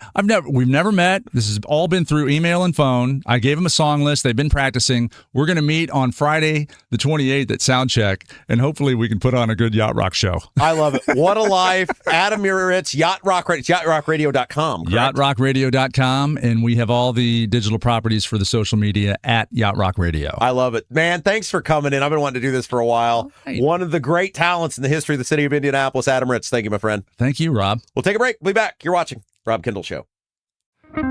If authentic wood-smoked barbecue is your thing, Double D's Barbecue in Clayton is the place for you. Owners Dennis and Tina Duncan, along with their son Garrett, are from Memphis. So when it comes to barbecue, they're not screwing around. No pellet smokers, no roasters, just authentic wood-smoked Memphis-style barbecue. All of Double D's food is cooked fresh daily, and it's all made from scratch. Double D's Barbecue, located at 40 and 39 in Clayton, is open all day, Wednesday through Saturday, but get there early because once they're sold out, they're done. Check out the full menu, ribs, brisket, and more at ddbbq317.com. Right now, everything's expensive. That includes things you need around the house. If your water heater, water softener, or well pump goes out, or even if your toilet stops working, you could be looking at a major expense.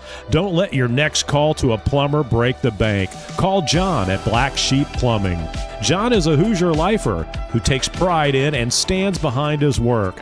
That's why all basic services and repairs with Black Sheep Plumbing come with a 2-year parts and labor guarantee, with water heaters having a 6-year parts and tank guarantee. Call or text Black Sheep Plumbing for all your needs today and speak directly with John, the owner. 765-315-7558. That's Black Sheep Plumbing at 765-315-7558. Is the inside of your house a total mess, like a complete dumpster fire? Call AJ's Picture Perfect Cleaning. When you walk into your house after using AJ's Picture Perfect Cleaning, you will see and smell the difference. They take great pride in their workers and treat your home like their own.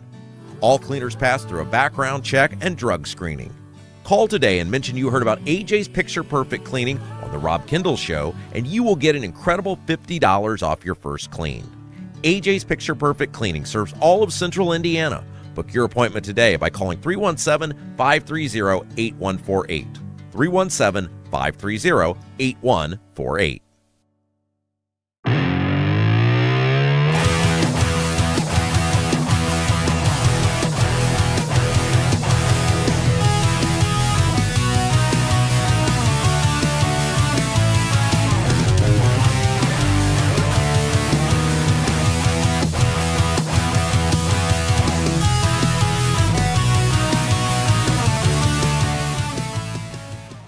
Welcome back, guys. It's the Rob Kendall Show. Thanks for joining us. Indiana news, politics, and government you're not going to get anywhere else. Coming up here in just a little bit, Glenn Adams is going to be with us. He's a member of the Brownsburg Town Council, and we're going to talk about just how confusing the wheel tax is. We have seen these communities across central Indiana that are raising their wheel tax, and their reason for doing it is, well, we got to do it to get the money from the state. We got to do it to get the matching money. We saw the city of Indianapolis raise their wheel tax by 5 times. And turns out you don't have to do that. But yet it's so confusing. The lawmakers and the policymakers who wrote the law that the lawmakers said they wanted written, they're not even in full agreement on it. It's a disaster. It's a disaster that something this big and this important is that complicated. Glenn Adams, because the Brownsburg is struggling with the wheel tax right now. They think they found a way to actually lower the wheel tax and still get the money from the state. So we'll talk about that because the wheel tax is one of the issues right now. And let's face it, we're the only people that can do it, and we're the only people who can make it interesting. So we will do it coming up here in just a little bit and get you educated on the wheel tax. Before that, though, whether you're buying your first rental property or growing an investment portfolio, financing matters. Gary Tedrow with Verity Mortgage helps investors explore loan options and designs for rental properties and long-term wealth building. As a local mortgage advisor, Gary works one-on-one with investors to help them understand their financing options and create a strategy that fits their goals. Learn more by visiting loansbygary.homes. Loansbygary.homes, Gary Tedrow, Verity Mortgage, NMLS number 179207, equal housing lender. All right, I think there's about to be a whole bunch of conservative-minded people that are going to be thoroughly disappointed. From the Indiana Capitol Chronicle. Because remember, guys, we have told you, in the modern era, our politicians are catching on. You can't look at what these people say. You can't look at what these people post on social media. You have to look at how they vote. The vote is all that matters. Words don't change your life for the better or for the worse. Social media posts don't change your life for the better or for the worse. The actual vote is what changes your life for the better or for the worse. But a bunch of these politicians have caught on to now, so few people actually pay attention to voting, that if I just say all the right things on social media, If I just post all the right stuff, if I just have all the hot takes, no one's going to pay attention to my actual voting, and they'll think whatever persona I am on social media is me. They'll support me as such, and if I vote the right way, the people who pay attention to lawmakers, the power structure, they'll like me as well. It's an example of trying to have your cake and eat it too. And the Indiana Capitol Chronicle has the article. The Senate Republican caucus announced that it had, quote, endorsed Chris Garton during a private meeting Tuesday to replace current President pro tem Rod Bray. Garton was unopposed and received unanimous support from the Republican senators, caucus spokeswoman Molly Swigert said. So the background on this, Rod Bray is the leader of the Senate, has been since 2018. Rod Bray tried to tell the governor there was not support for redistricting. He said, look, you can do what you want to do, but the support is not there from our caucus to redistrict. If you call this special session, it will fail. And Braun, now, he won't call a special session on the gas tax, says. He won't call a special session on property taxes. But boy, when Donald Trump wanted something, he couldn't call that special session fast enough, and he did, and it failed. And everybody got mad at Rod Bray. And there's plenty of things to be mad at Rod Bray about. The aforementioned, the property taxes, the gas taxes, the IEDC, the utility bills, the tolling, giving away or trying to give away billions of dollars to the Bears. Like all of this stuff, you'd be mad at Rod Bray about. Redistricting, not one of them. If a guy looks at you and says, we don't have the support for this, I've talked to our people, don't do this, and you choose to do it, that's on you, that's not on him. And the vote goes down.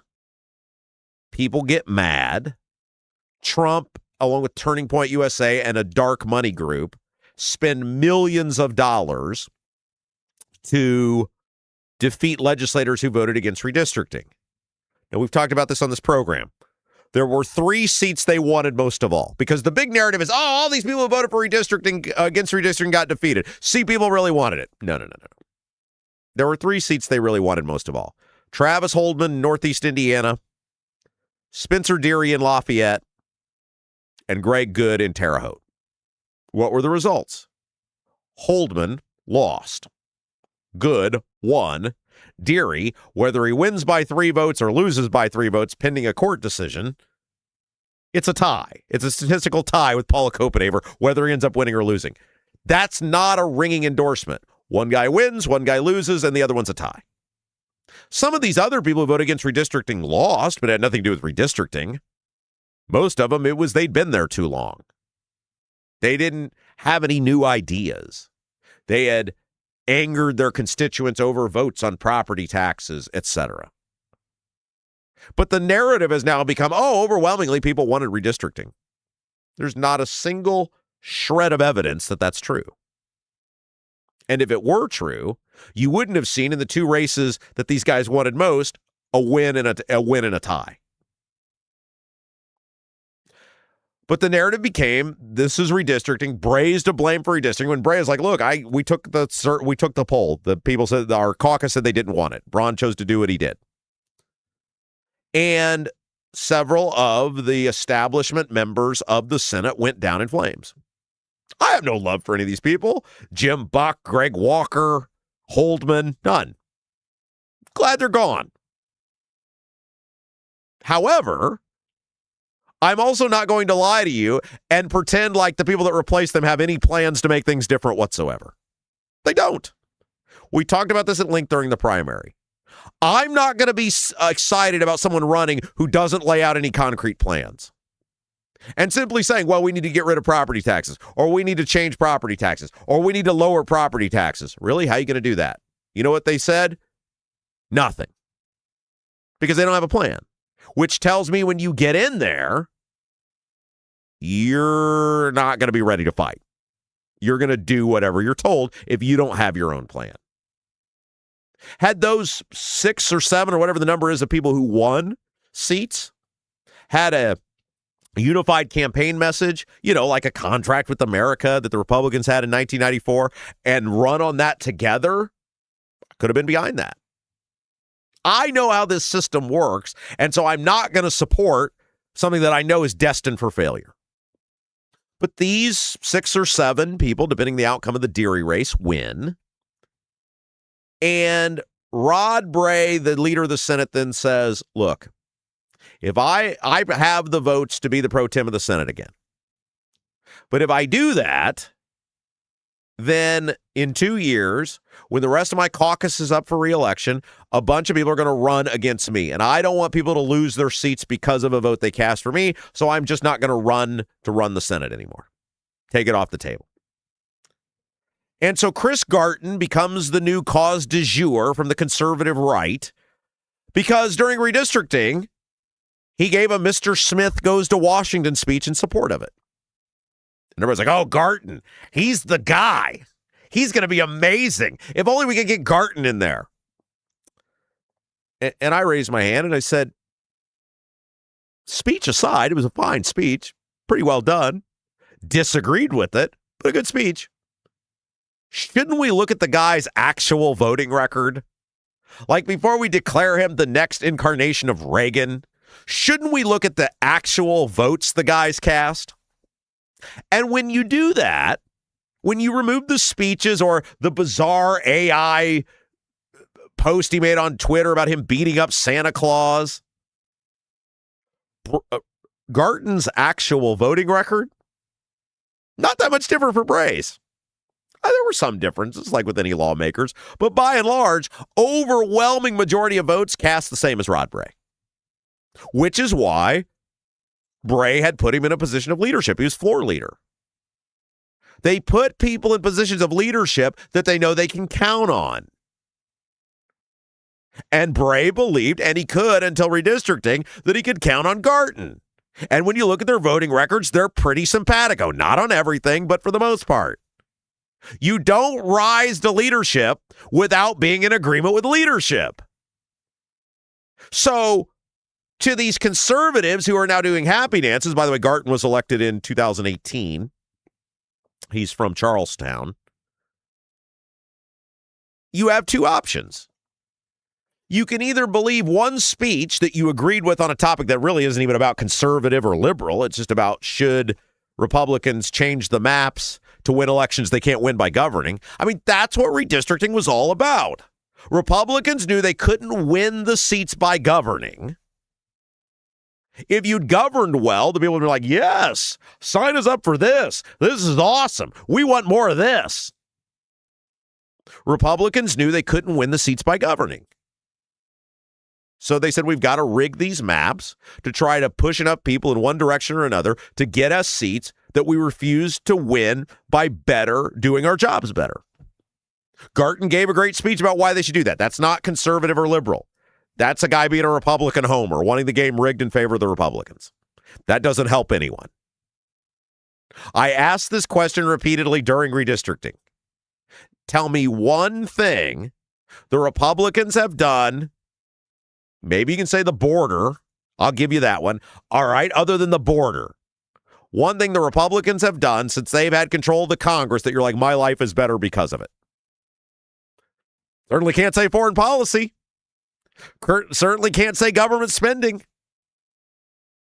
What the tariffs? You think your life's better because of those? So why would I be all gung-ho about rigging a map to put people more in charge who don't have to earn it by governing better, who haven't really done much of anything to make my life better? Garton gave a great speech about that. Speeches don't do anything for me.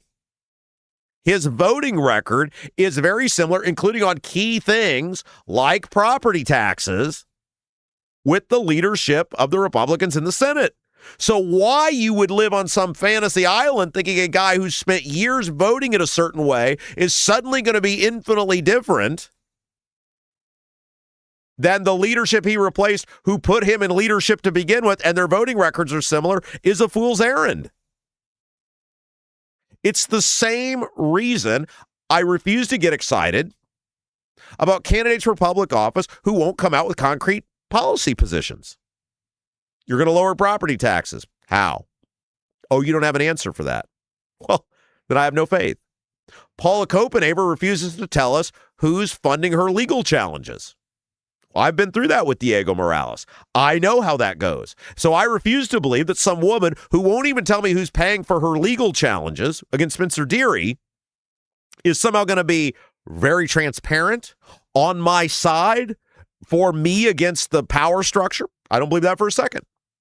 I don't care what she said on a campaign. She won't even tell you guys why she left Todd Rokita's office and went to work for Micah Beckwith. It's not going to get any better. The guy who beat Travis Holdman didn't even know he was running for Senate until Trump told him you're running for Senate. And then he quit in the middle of the race because campaigning across multiple counties was hard. You're telling me, campaigning's the easy part. You go, you give speeches. You go do a debate. You go knock on doors. Hello, vote for me. You put signs in yards. He couldn't even do the campaigning, but we're led to believe that he's going to be in that Senate fighting for us. No, absolutely not. I don't believe that for a second. Too many people want to be senators. They want to be reps. They don't want to fight and work as a senator or a rep. So all of these people, there's a bunch of them, they're like, oh, Garton's, Trump tweeted out about it. Now, Trump wouldn't know Chris Garton from Christopher Cross. But it's a victory lap for him. Trump, who doesn't care at all about Indiana. Where were these tweets about property taxes or the gas tax or utility bills? Stuff that might actually help us. But there are people out there that actually believe, and they never learn their lesson, that some guy who's voted consistently with the guy you hated is going to somehow be different than the guy you hated because he gave one good speech that you agreed with that didn't even come to fruition. Quote, leading this caucus is a profound honor, and my commitment to my colleagues and the people of Indiana is simple. Unapologetic conservatism, decisive action, and absolute transparency. Unapologetic conservatism. Chris Garton did nothing during COVID. He didn't lead the fight on anything during COVID. The money printing, the growth of government. Here's what guys like Garton do. Let me give you an example of why this is a fool's errand. The Republicans, Garton, all of them, did nothing to stop Holcomb during COVID. Everything Holcomb did, they sat with their thumbs up their backside. They might bitch on social media, but they didn't do anything. And part of, see, you guys have got to see through it. And they bank on you not thinking it through. So let's give you an example. One of the things Holcomb did, we know this now, is he was just dumping massive amounts of people on the Medicaid rolls. Legalized bribery. I want you to believe I can shut society down and you won't feel any economic pain because of it. Here's basically free insurance. Oh, sweet daddy government loves me. You guys are great. Obviously, that's insanity. And it proved to be. And what happened? Medicaid in Indiana, we got hundreds and hundreds and hundreds of millions, if not billions of dollars underwater with Medicaid. Garton did nothing to stop it. Garton did nothing to object to it. And yet, when they ran out of money to the point they had to cut, they didn't have any choice but to cut. They didn't have any choice but to make changes because they were out of money. Chris Garton comes out and takes credit that he made mandatory cuts to Medicaid. Look, we've solved the problem. You created the problem. And you didn't solve it anyway. Your version of solve the problem was to take money away from people like Debbie Holcomb, who had to give up their life, and did it willingly, to go watch their son, who has to have care 24/7. There's still a whole bunch of able-bodied people on the Medicaid rolls. But that's an example of how Chris Garton governs. I don't call that, what do you call it? Unapologetic conservatism. Okay, absolute transparency. Chris Garton, call Diego Morales in front of you while he's still the Secretary of State. Well, he's going to be out of office. After he's done being Secretary of State, call him in front of you and demand to know who paid for India. I didn't see Chris Garton the entire time he was in the Senate demanding to know who paid for India. They certainly didn't stop Diego. They fully funded his office over and over and over again. Chris Garton and the Senate, over and over and over again, fully funded the IEDC despite the obvious brazen corruption taking place there, reported in numerous media outlets. Is that, as Chris Garton describes it, absolute transparency? Unapologetic conservatism? We have an incredible, talented team of conservative leaders ready to do the work, he said. As we approach the upcoming budget session, we will operate in the daylight, scrutinizing every dollar, safeguarding taxpayer resources, and executing a bold agenda that keeps Indiana strong, free, and prosperous. I always love when these state guys are like, we're going to keep Indiana free. Free from what? Illinois invading? You think Michigan's coming across the border? These guys are so full of it. We'll find out what Chris Garton is, because last time, the General Assembly, the Senate, which Garton was a floor leader on, raised taxes by $1 billion to fund the budget. We'll find out right away if Chris Garton moves to repeal the $1 billion tax increase that the Republicans enacted in 2025. Someone should ask him about that. Mr. We approach the upcoming budget session. We will operate in the daylight, scrutinizing every dollar, safeguarding taxpayer resources, raising taxes by $1 billion, Chris. Sure doesn't sound like safeguarding taxpayer resources. I think a lot of people think this is going to be some silver bullet and that this guy is going to have all the answers, and that these 6 or 7 people who got elected with no agenda or no specific campaign policy positions whatsoever are going to make things different. They are not. Honeysuckle Hill Bistro, guys. They are open. Don't forget, Friday for dinner, Saturday for dinner, Sunday for brunch buffet. Special menu items this week include Korean beef, 8-ounce grilled salmon with honeysuckle sriracha glaze, peanut butter chocolate cake, and vanilla creme brulee. Fridays, dinner, Saturday, dinner, Sunday brunch buffet. If you're looking for something different, if you're looking for an opportunity to get out, relax, get out in the woods, it's on the water, great outdoor seating, Honeysuckle Hill Bistro and Cottage. Andy, one of the owners, made our fabulous Rob Kendall Show sign. The Honeysuckle Hill Bistro is the best. And they would love the opportunity to show you what they're all about. Get the full menu. Just Google Honeysuckle Hill Bistro. Everything there is phenomenal. Reservations are not required, but they are preferred. 812-443-3003. 812-443-3003. All right, we're going to run into the next hour, which is hour 3 with our interview. So let me take an opportunity to thank our third hour, brought to you by John Rust. Thank you, John Rust. And don't forget, speaking of John Rust, the big event, Saturday, October the 3rd, the big party at the Palatial Rust Estate in the greater Seymour area. There's going to be lunch catered by Double D's, music, antique car show, birthday cake for Jason's birthday. I'm going to give a speech. It's a big old party. Starts at noon. You're invited. No cost to attend. All you got to do, RSVP. Send an email. rustforamerica@gmail.com. rustforamerica@gmail.com. And let John know how many of you are coming. Your name, how many people you're bringing with you, and come hang out with us Saturday, October the 3rd in Seymour. All right, let's take another break. When we come back, the wheel tax. There's so much confusion around the wheel tax. It's classic government. Nobody knows what's going on. One community trying to get to the bottom of it and avoid the others that have raised the wheel tax. They're actually trying to lower it. We'll educate and entertain when we come back. You're watching Rob Kendall Show. I'm Anthony Gary. I started Indy Dwell Real Estate because too many friends, family members, and neighbors had real estate experiences that lacked compassion, explanation, and expertise. You deserve someone in your corner with the heart of a teacher, simplifying every step of the buying or selling process. When you hire me, you get me.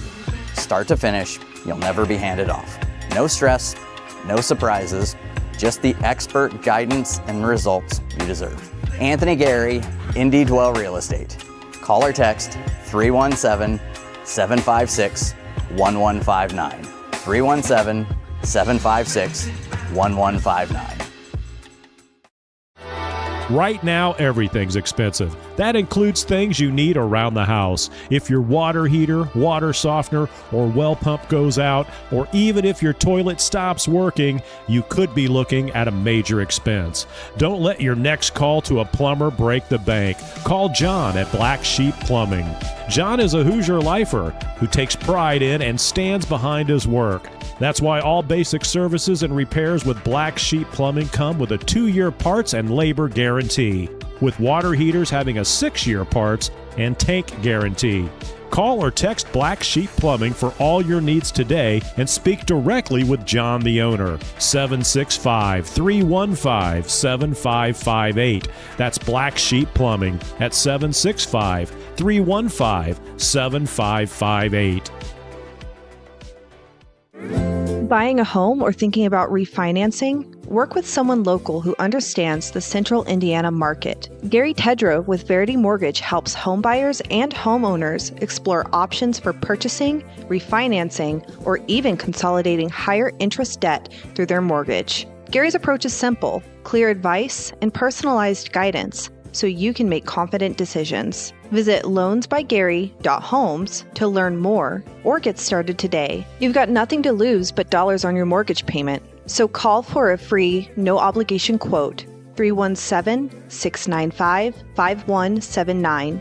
Gary Tedrow, NMLS number 179207 with Verity Mortgage, NMLS number 70345, an equal housing opportunity lender.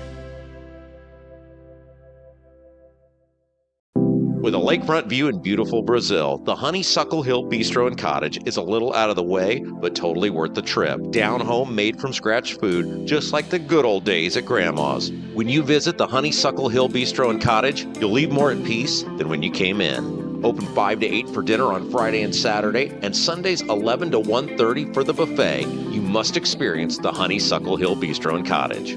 Call 812-443-3003. 812-443-3003.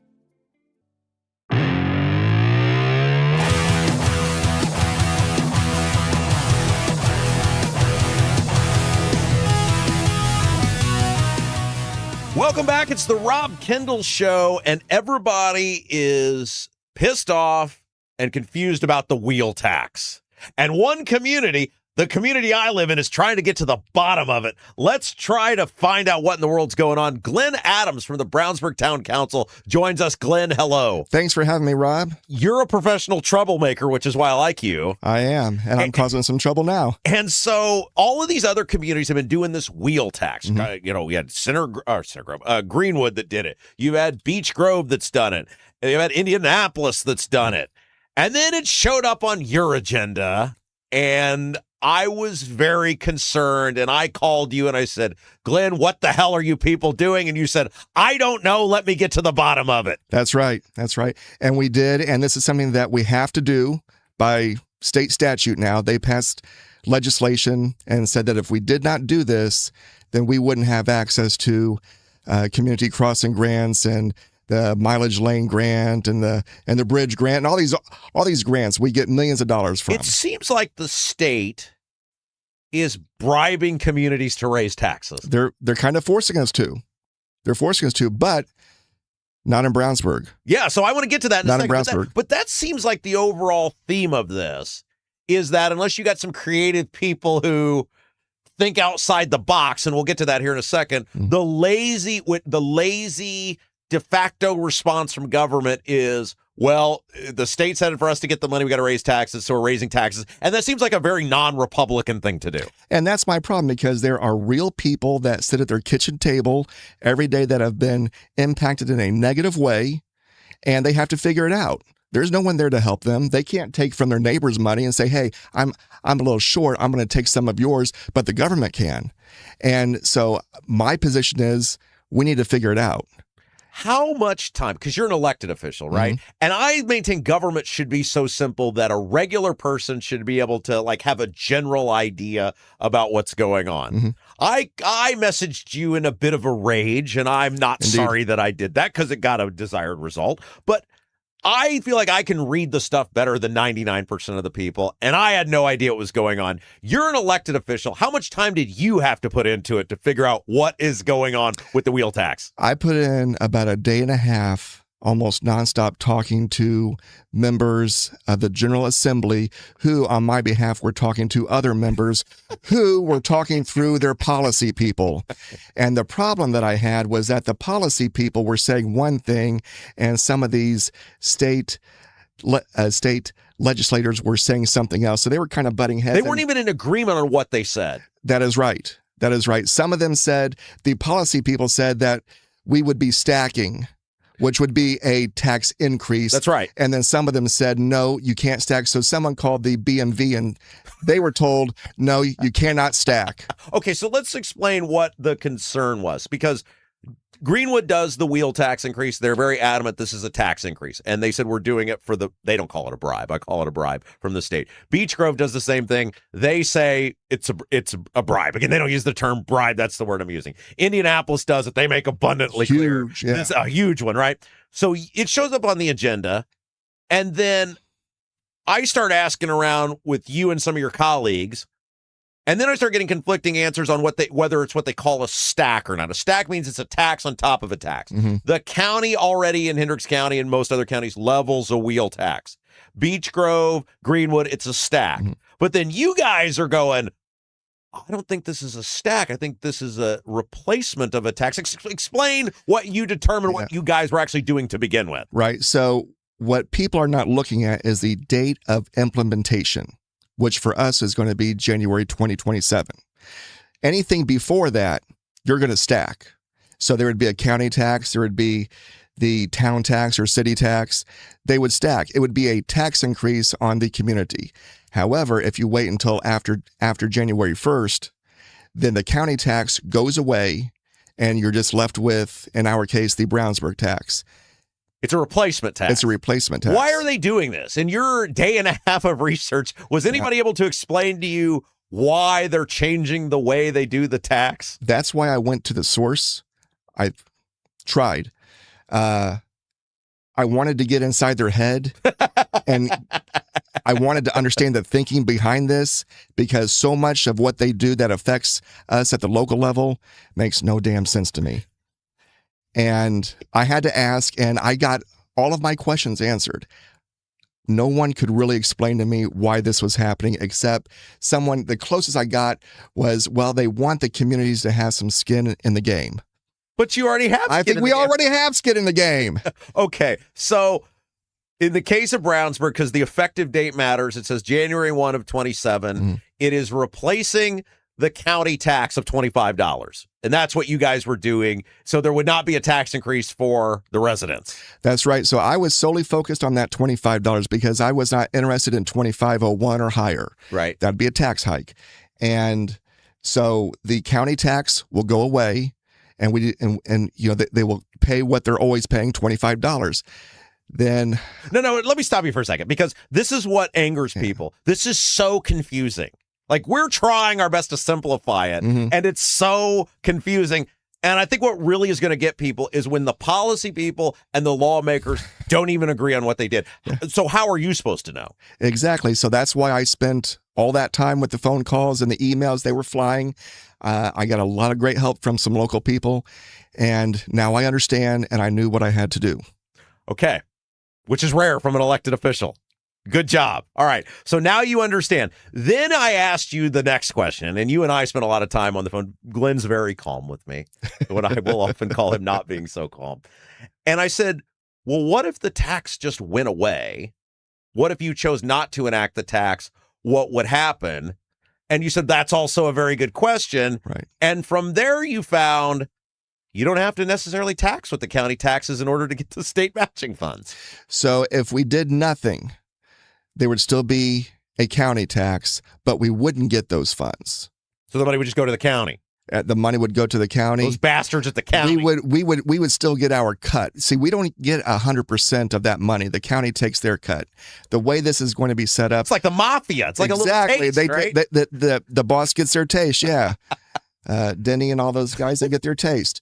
So, but now all the money that Brownsburg residents pay will come directly to us. Okay, so that's the first part. But then you determine, because it's all about these matching funds, the state levels. Hey, if you don't raise taxes, the Republicans at the Statehouse, if you don't raise tax or do this tax, we're going to not give you money. That's right. But you guys determine, because I think what the state wants is you guys to take more. I think that's why I think that's why they don't think it is. They don't want to do it, but they want us to do it. That's why they want it to go to locals, because they say the locals are more apt to take more than the county government is. So and they don't want to tell you that. I think that's why they want to do it. But you guys figured out, in order to get the matching money, we can take less.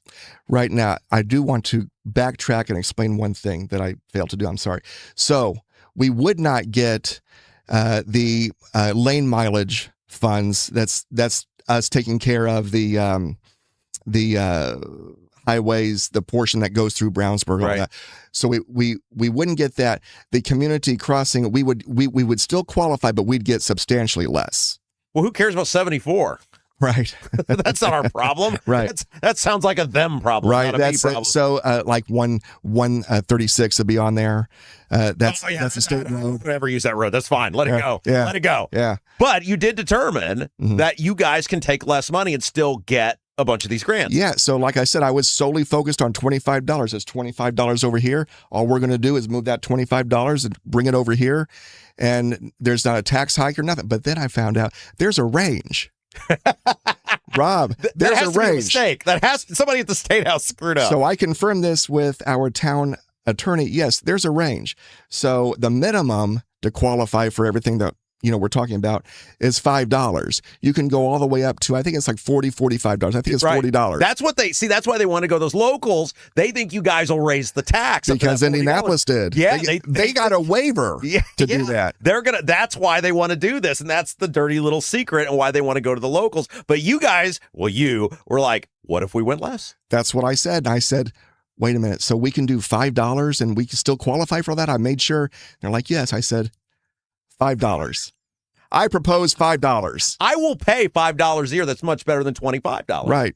Right. And then people started asking me, well, Glenn, if you don't do at least $25, then the town is going to lose out on, by my math, $450,000 annually, somewhere around there. Stop trying to build the pool. So what? Save it. So what? I mean, a resident was actually arguing against a tax decrease. I couldn't believe it. And you know what? Like I said, everybody is having to make real decisions right now when it comes to their household budget. We should have to do the same thing. And we're going to do that. So, all right. So we don't take in as much money. Brownsburg, across all of our funds, we have about between $20 and $23 million in cash reserves. So I spoke to the town manager and to the clerk treasurer who handles all the money and invests the money. I said, so let's say next year we do things my way and we decide, hey, we need that $450,000.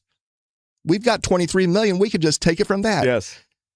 We can do that. It's the same argument I made with this gas tax thing, where they're like, well, how would we pay for the roads? Well, if we have $4 billion and that costs, they have $6 billion. Yeah, right. Exactly. Right. It's the same damn thing. See, the reason I want to have you on, Glenn Adams from the Brownsburg Town Council, is nobody asks questions anymore.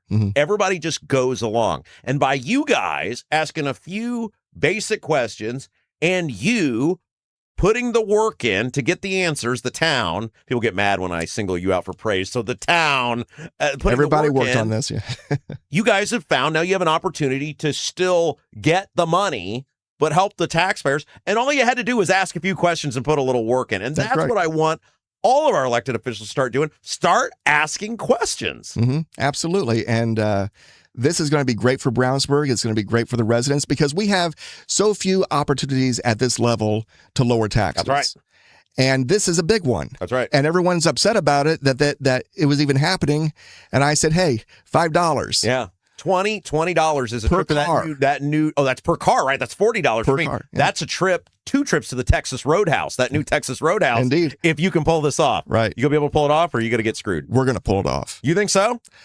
I'm not going to guarantee $5. There's some, but you know what?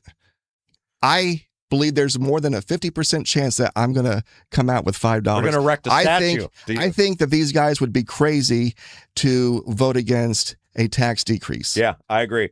This is a great story. It's a great example of when government elected people actually do their job and ask questions and push back. And see, people are always like, your style, you're this, you're that. Sometimes you got to light a fire under people's backsides. Absolutely. To get them to go out and do something. That's right. So we're going to add this to the total of money I've saved the town of Brownsburg. We're keeping a tally over the years. Glenn Adams, real quick before you go, I did want to ask you about this because we had the school system on about the saving the money for not doing the school referendum. And they came to the town and asked you guys to help them out, and you agreed to. Can you talk a little bit about that from your perspective? Because I maintain that referendums are never necessary. They never have to happen. It's laziness from school administrators and school board people. And in this case, you guys sort of proved that by granting that money to the school system to avoid a referendum. It can be done. You just have to, just like this, you have to put in the work. You have to meet. You have to ask questions. We found out what they wanted.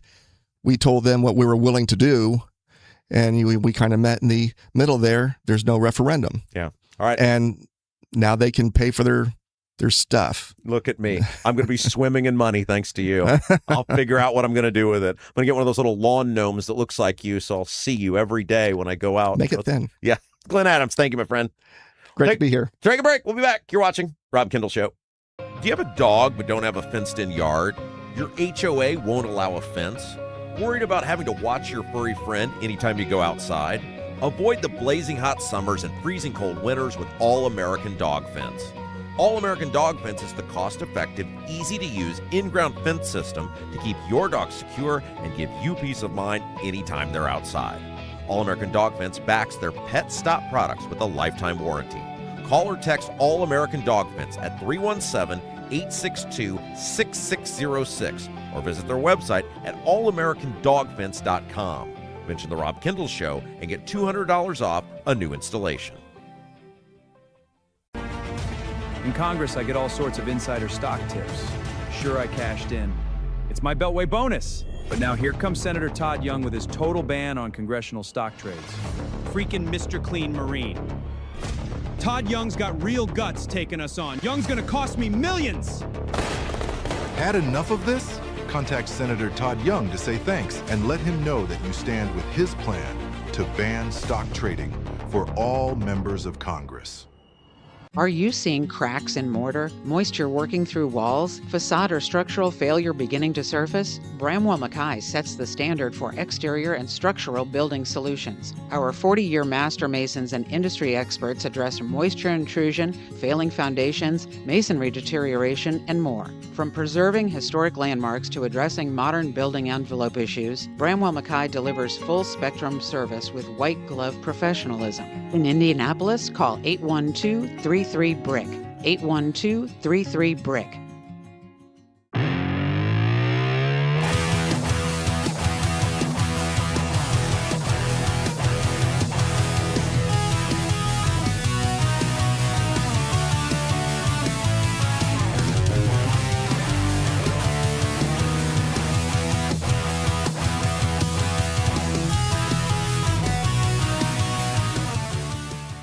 Welcome back. It's the Rob Kendall Show, Hour 3, brought to you by the great John Rust. Thank you to John Rust, and also brought to you in part by our fabulous friends at Double D's Barbecue in Clayton. You know the owners, Dennis and Tina. They are not screwing around when it comes to authentic wood-smoked Memphis-style barbecue. And everybody that goes raves about it. It's wing night. That's the special, the wings. Ribs, brisket, and more. They've been the winner of Best Ribs, Best Sauce at Rib Fest in Hendricks County. See the full menu for yourself. You can't go wrong. When I was there last week, we got the wings. We got the green beans. It was awesome. Ribs, brisket, and more. DDBBQ317.com. DDBBQ317.com. Wangs. Wangs. I think C. Mills will be there tonight. YouTube chatter extraordinaire, Christopher Mills, if you'd like to meet a local celebrity. I think he's planning on attending. You can ask him in the YouTube chat.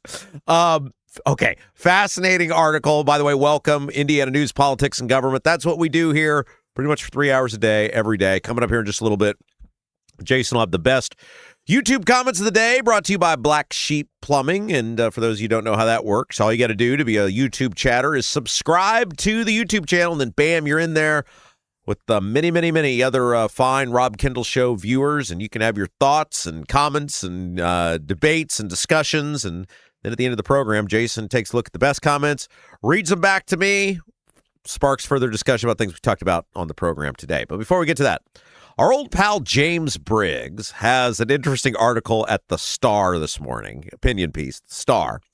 And I reached out to Briggs. We're trying to arrange schedules because I want to have him on tomorrow if possible to talk about it. I'm fascinated by this article. And the title, the headline, is Data Center Hysteria is the New Woke. And look, I don't always agree with Briggs' opinions. I think he's a pretty good writer. And he's always a good guest on our show. And I thought this was an interesting column. He starts out, and look, any person that starts a column with the premise that they were wrong about something, I'm interested in. If you start out telling me how you were wrong about something in the past and you acknowledge your mistakes, I'm interested, especially if that premise leads to the obvious other side, which is I was right.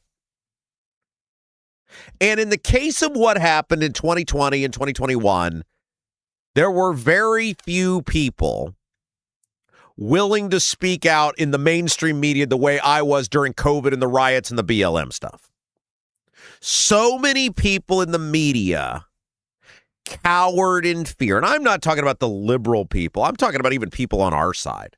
They were petrified about saying anything because so many of these radio stations, TV stations, they're owned by corporations now.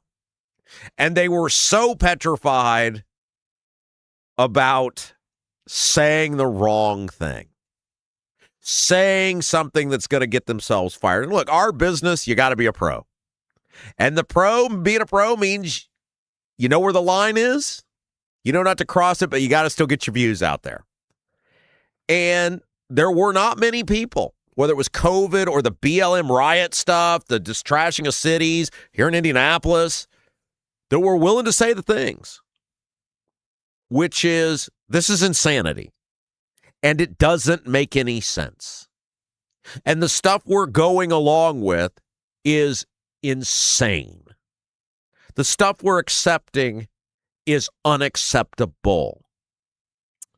And so Briggs actually starts out his column talking about how he was wrong during COVID, during the rioting, during the just general insanity of 2020, 2021. He writes, quote, my own, and to go back, this all stems from AOC going on ABC News 2 weeks ago now, not this past Sunday, but the one before, and trying to say woke 1.0 was crazy.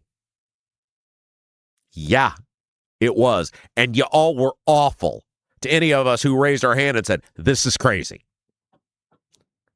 And now they're trying to rewrite what happened in 2020, 2021 as the left tries to take over the Democrat Party and get control of this country. They want you to believe, well, some people just kind of got out of bounds. Some people just kind of got carried away. Some people kind of just couldn't reel it in. But it wasn't all of us. It was. I mean, I didn't hear any objections. If you were on the left and you didn't like what's going on, I didn't hear any objections. All I heard was demonizing of people like us who were like, this is nuts. Here's what Briggs wrote. My own woke 1.0 record is mixed. I appropriately rejected police defunding as a bad idea. But I also wrote too sympathetically about rioters and property damage. COVID-19 was the pandemic that launched 1,000 bad takes, and I submitted more than my fair share into the internet's permanent record. Hey, I got respect for that. If you're willing to start your column telling everybody how you were wrong, and especially if I'm on the other side, I'm going to talk about that. Mainly because I was right. But I got respect for that. He then writes, I'm willing to accept my floggings for things I get wrong. More importantly, though, I want to apply my woke 1.0 lessons to the future and get better at discerning the strengths and weaknesses of culturally dominant ideas and become more willing to take heat for pushing against the current. This is what we need. We need people that are willing to let all voices be heard and then aggressively push back against them when they're wrong. So, like, for anybody who's like, you shouldn't let Jesse Braun on your show. You shouldn't give him a voice because he's a socialist. That's stupid. That's ridiculous. He's an elected official. I have an obligation to hear him out, and then, as I did when he was on, shred some of the insanity that's coming out of his mouth. We as media people, we as professionals, I mean, if you are indeed a professional, should be able to hear someone you disagree with and then have it out with them in a business-like, respectable manner. The problem is we got a lot of non-professionals now taking over in this business, and they're not capable of doing that. And so for Briggs to say, I was wrong about this, and I want to admit my mistakes and then recognize how I do better in the future, I'm down with that. I'm down with that. One thing that Briggs does in this column, and you can read it today in the IndyStar, IndyStar.com. You look ridiculous in that hat, by the way. One thing that he does that I love is he points out that the Republicans were in on the woke mob and the wokeism. For as much as the Republicans want to dump on AOC and Bernie Sanders and these left people, Republicans went right along with a lot of it too. Briggs writes, the tenets of Woke 1.0 extend far beyond a movement for leftists. Conservatives enthusiastically jumped on board. Even the Indiana Republican Party launched a DEI program. Right. And if you guys recall, who was the member of the media that was shouting out loud, this is ridiculous? First of all, we've got to get past, one thing I disagree with Briggs on, you've got to get past the idea of Republicans and conservatives. Not the same thing. Rob Kendall, conservative. Republican in good standing, but hated by the Republicans. There's a huge difference between Republicans and conservatives. But the Republicans certainly were all in on the DEI stuff. They formed their own branch of that inside the government, inside the party. You can't dump on the Democrats for all of this without acknowledging the Republicans did it too. Good job by Briggs there.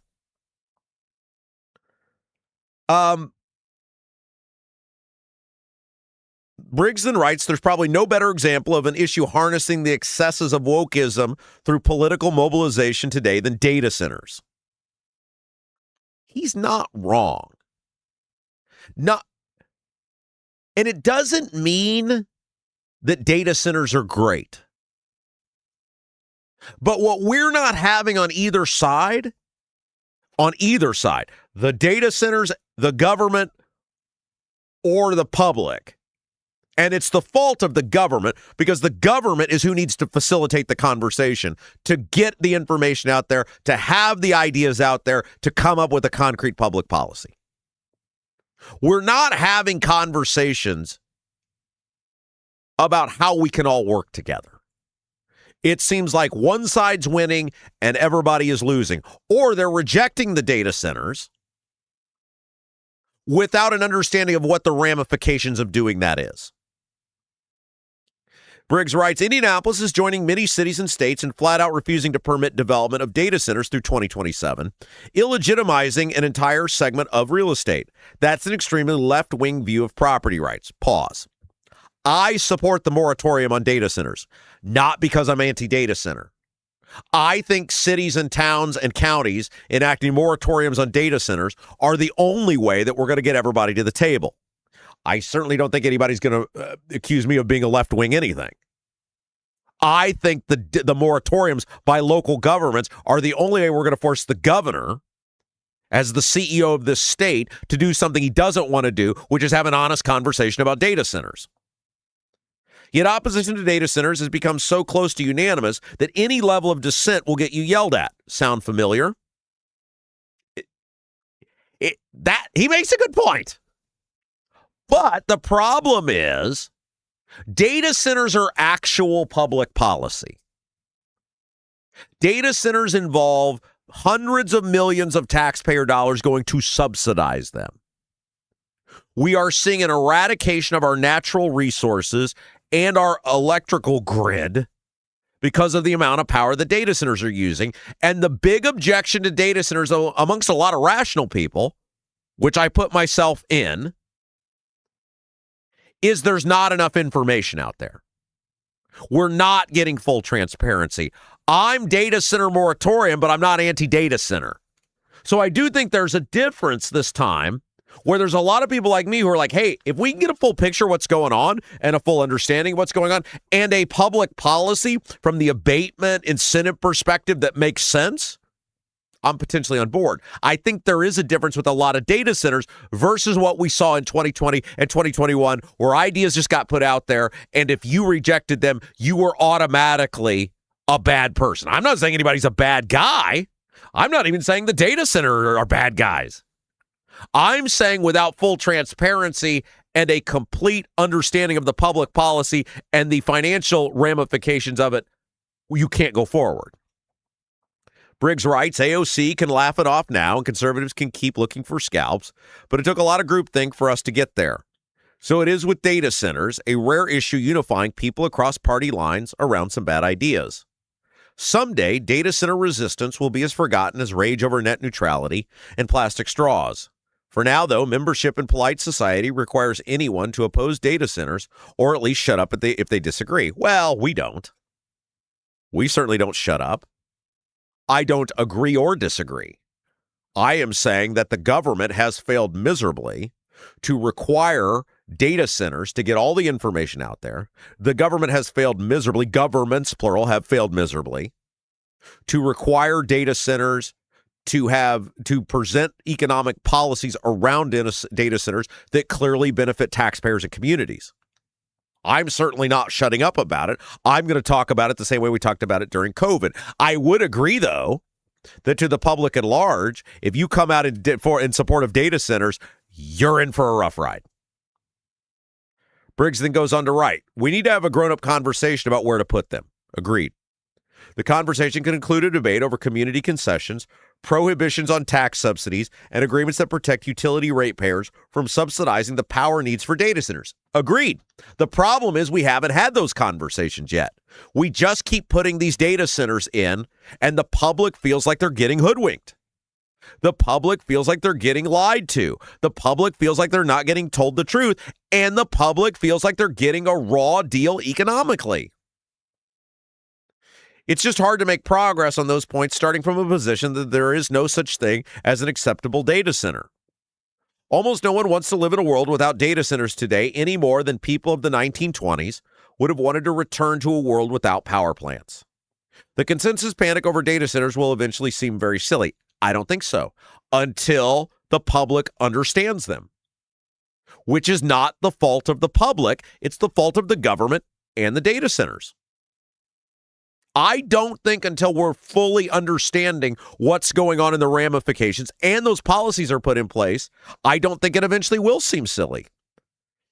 He closes with, the first people to get serious can be leaders guiding acceptable terms for data centers. Bingo. Agreed. Then in a few years, they can also give a side eye to anyone else who belatedly comes crawling up to admit the whole period was ridiculous. The difference is that if you look back in 5 years from now and you say, I was against data centers 5 years ago or 10 years ago, if I was a no on data center, I don't think you're the same as the people who believe in reparations or that people who burned cities to the ground were justified, or you were for defunding the police, or you were for forcing everyone to wear a mask or forcing people to stay home. I don't think that is remotely the same, because the objection to data centers for many people such as myself who are not explicitly anti-data center is that it has been hidden in the shadows, and I don't see an economic benefit, and I don't think the policies work. It's not out of fear or ideology. It's out of common sense. So I've been texting with Briggs. I hope we're going to be able to get him on tomorrow, because I think the column's interesting. I think it's a good conversation starter, and we'll look forward to having it. You guys have a dog but don't have a fenced-in yard? Maybe your HOA won't allow a fence. Worried about having to watch your furry friend anytime you go outside? Avoid the blazing hot summers and freezing cold winters. And endless rain with the cost-effective, easy-to-use in-ground fence system designed to keep your dog secure and give you peace of mind anytime they're outside. All-American Dog Fence. The owners are Kelly and Jeff. They got 3 dogs themselves. They love the business so much. They love the product so much they bought the business. That's the ultimate testimonial. Their pet stop products are designed and manufactured in the United States with a lifetime warranty. Mention the Rob Kendall Show. You get an incredible $200 off your product. Call or text All-American Dog Fence. 317-862-6606. 317-862-6606. 317-862-6606. AllAmericanDogFence.com. Mention the Rob Kendall Show. Get an incredible $200 off. All right. I got more to get to. I'll save it till tomorrow. All of us will apply tomorrow. It'll be just less work for me tonight. It'll be great. And with that, it is time for the best YouTube comments of the day, brought to you by Black Sheep Plumbing, where we take you and we make you the star. Producer Jason, hello. Hello, Rob. If your water heater, water softener, well pump goes out, even if your toilet stops working, you could be looking at a major expense. Don't let your next call to a plumber break the bank. Call John at Black Sheep Plumbing. Black Sheep Plumbing can do the job right at a fraction of the cost of the big guys. John McKinney, the owner of Black Sheep Plumbing, will give you all basic services and repairs, a 2-year parts and labor guarantee, with water heaters having a 6-year parts and tank guarantee. Call or text Black Sheep Plumbing, 765-315-7558. That's John McKinney, 765-315-7558. John was in the chat today as well. Awesome. Big supporter of our show. We love John McKinney. Yes, he is. Yes. And again, we wanted to thank all of our fabulous supporters yesterday, Ethan and Joe and Mike, who hit the support button at robkendallshow.com. And right now, what a deal, thanks to Black Sheep Plumbing. You go to robkendallshow.com, you hit the support button, whatever amount you feel we're worth, whether it's $1, $10, anything up to $100 in the month of August. John McKinney is going to double that in a credit if you use Black Sheep Plumbing. So let's say you were like, Rob and Jason did awesome this month. Here's $50. And I send you an email. I sent 3 of them out yesterday. When you give, I say thank you, and it's the modern day greeting card. As I was taught as a small boy, someone gives you a gift, you say thank you, and then you show that to John. Let's say your toilet stops working. Let's say you got an issue with your faucet, or as you said, a water heater, whatever it might be, and you say, John, I need you to come fix this for me. So okay, cool, I'll be out. And here's my email from Rob thanking me for my support of the Rob Kendall Show. $50 I gave, you get a $100 credit. That's up to $100. You get up to $200 in credit. I think John mentioned somebody who did take advantage of that. Is that right? Doesn't look awful. Looks horrible. Looks Ridiculous. horrible. Look horrible. Jason, for those of you listening on Apple, Spotify, iHeart, Captain Adam Ritz, when he was in for his interview yesterday, left a captain's hat for us. I said, Jason, you can have this, and he was wearing it for everyone there on the YouTube YouTube feed. But anyway, didn't John mention that somebody did just that they took advantage? They had given us $100? Yep, it's somewhere in the chat. We'll get to it. All right, very good. It's buried in there somewhere. So anyway, if you're needing something with the plumbing, now's a great time to hit that support button over at robkendallshow.com. Pretty much what I said earlier. All right, Debbie Holcomb, we all need Rob Kendall Show T-shirts. Yes, I'm sporting the Rob Kendall Show T-shirt here, courtesy of Christopher Mills. He doesn't like to be called Chris. C. Mills. C. Mills, yeah. You called him Chris earlier, and he's like, nobody calls me Chris, except the people at McDonald's where he writes on his order. So Christopher Mills, C. Mills, there we go. C. Mills sent these shirts. These were well before the live event. So and it's still I've washed it. They fit great. It's still good shirts. Still fits. Yes, sir. Oh, we got to get to the let's see, back it up here to the chat. All right, so this morning, well, actually, I was in the chat last night while the Fever were winning again. You notice the trend there, Rob? You watch, they win. Yeah, that's pretty much it. Yep.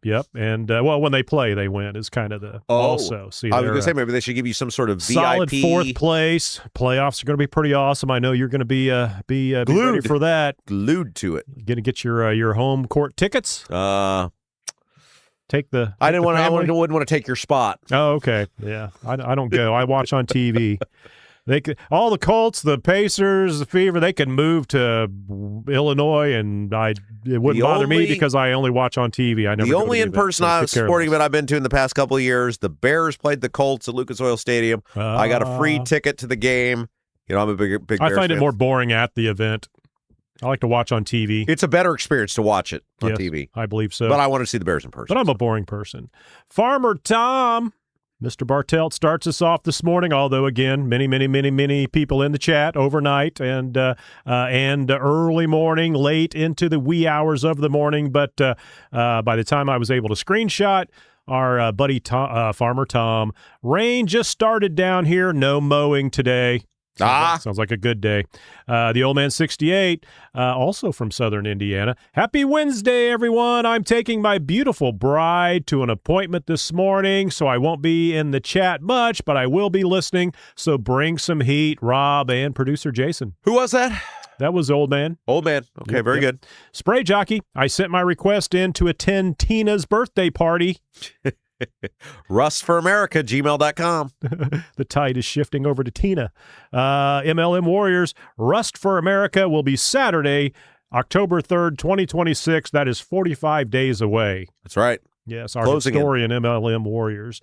Steve Green with an E. Good morning, all. Looks like I'm rained out until noon. How convenient. I'll be engaged in the chat. Yes, we enjoy Mother Nature doing that for us. MLM Warriors watching pigskin plays and props before the Rob Kendall Show starts. So our new show, Kenny and I are doing together, having some fun, looking at sports betting odds and talking sports, and it dropped this morning. If you'd like to check that out when you get done here on YouTube, it's in the video tab there on our YouTube page, and then we're on Apple, Spotify, iHeart. Going to have a lot of fun with that. Just two guys talking sports. It's a little extension. You're looking for a little dove or a little branch out of the Rob Kendall Show. That might be for you. Give us a shot. Let us know what you think. Pigskin plays and props, and all the on-demand platforms now, as well as there on YouTube. Are you picking the Fever in your pigskin plays and props? Not WNBA, as I don't watch it. See, if you bet on it, it'd give you a reason to watch. No. I'm woefully busy, Jason. Woefully. All right, Kenneth Egold, going to try my doctor's appointment again today, since this is the correct day. Oh, that's right. He went the wrong day. Yeah, he went yesterday, and that was the wrong day.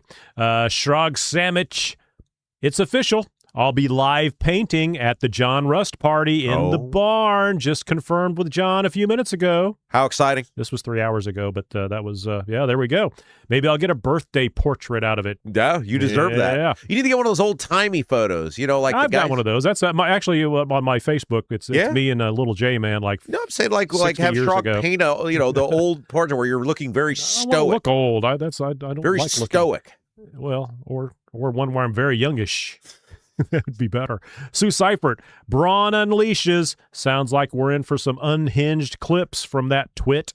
You didn't play any Braun. I didn't play any clips, but that Andy Zay, those accusations against Andy Zay are crazy that he spent that money out of his campaign fund. If that's true, he's in big trouble. Steve Green with an E. I find it hard to believe Braun could unleash anything. He's a corpse. Well, I probably should have worded it that Steve Carter, his counsel, unleashed. There we go. Chris Chafin, the Chris Chafin. Good morning, Kendall Crazies. I'm catching glimpses of the show while on vacation.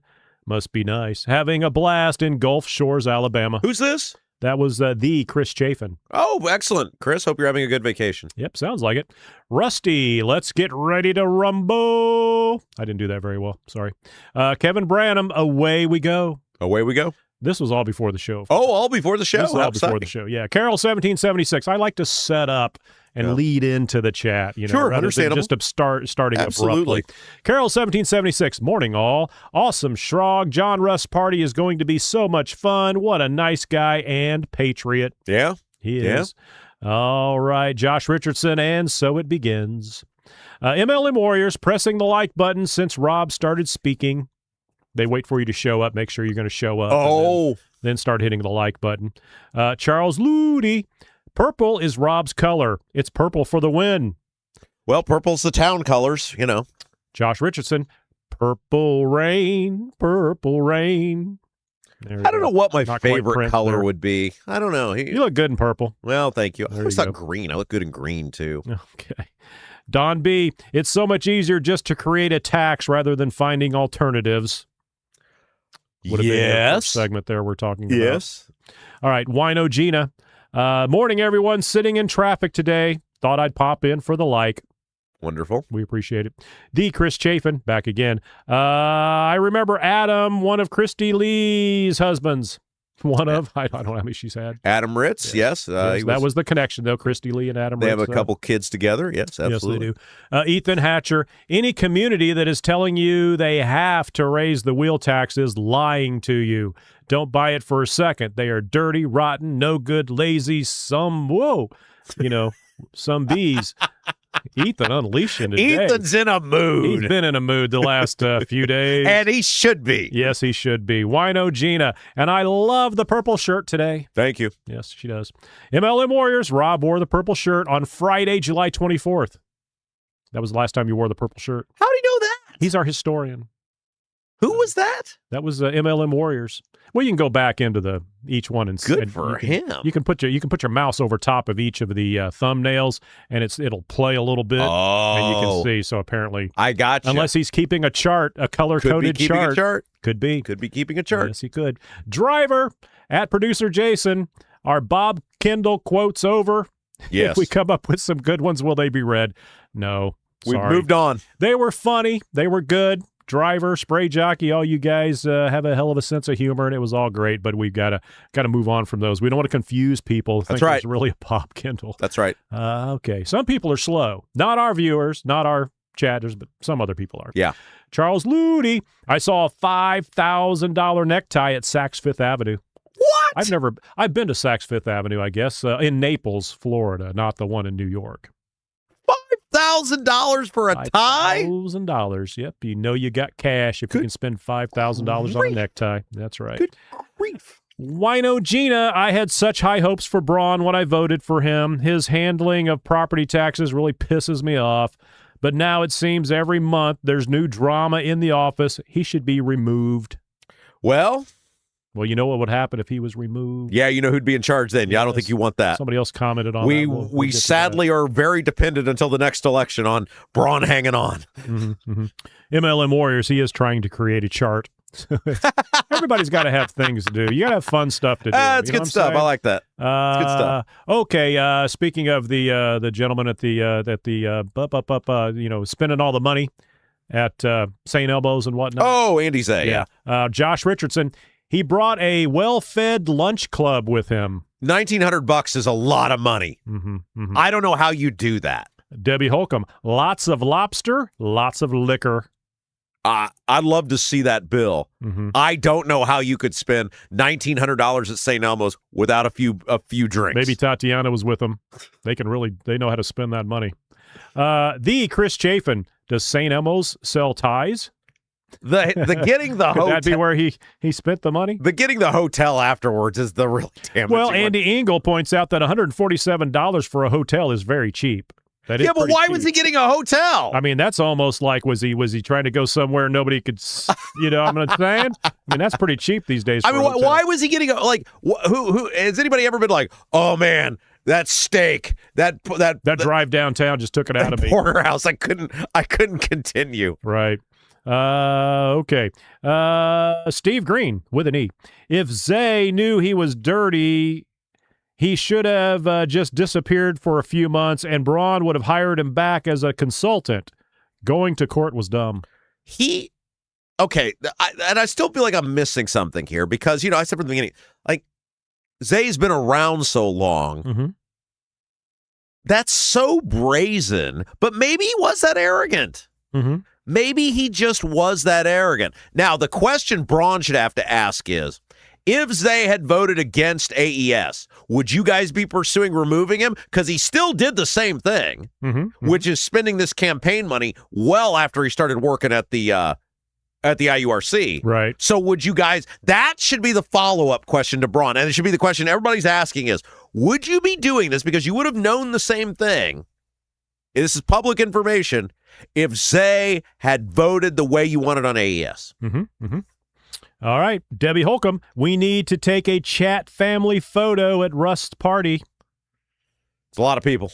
Well, that's That's You're a photographer. Could you get 200 people in a I'm not photo? the hired photographer. I think I imagine there'll be somebody there with a phone. No, but I'm saying you're a photographer. But it's my birthday, so I'm not going to work on my birthday. Could you get 200 people in a photo? Well, yeah, you can get as many as you want. Really? Oh, yeah, you can just stand far away, stand back, or get a drone.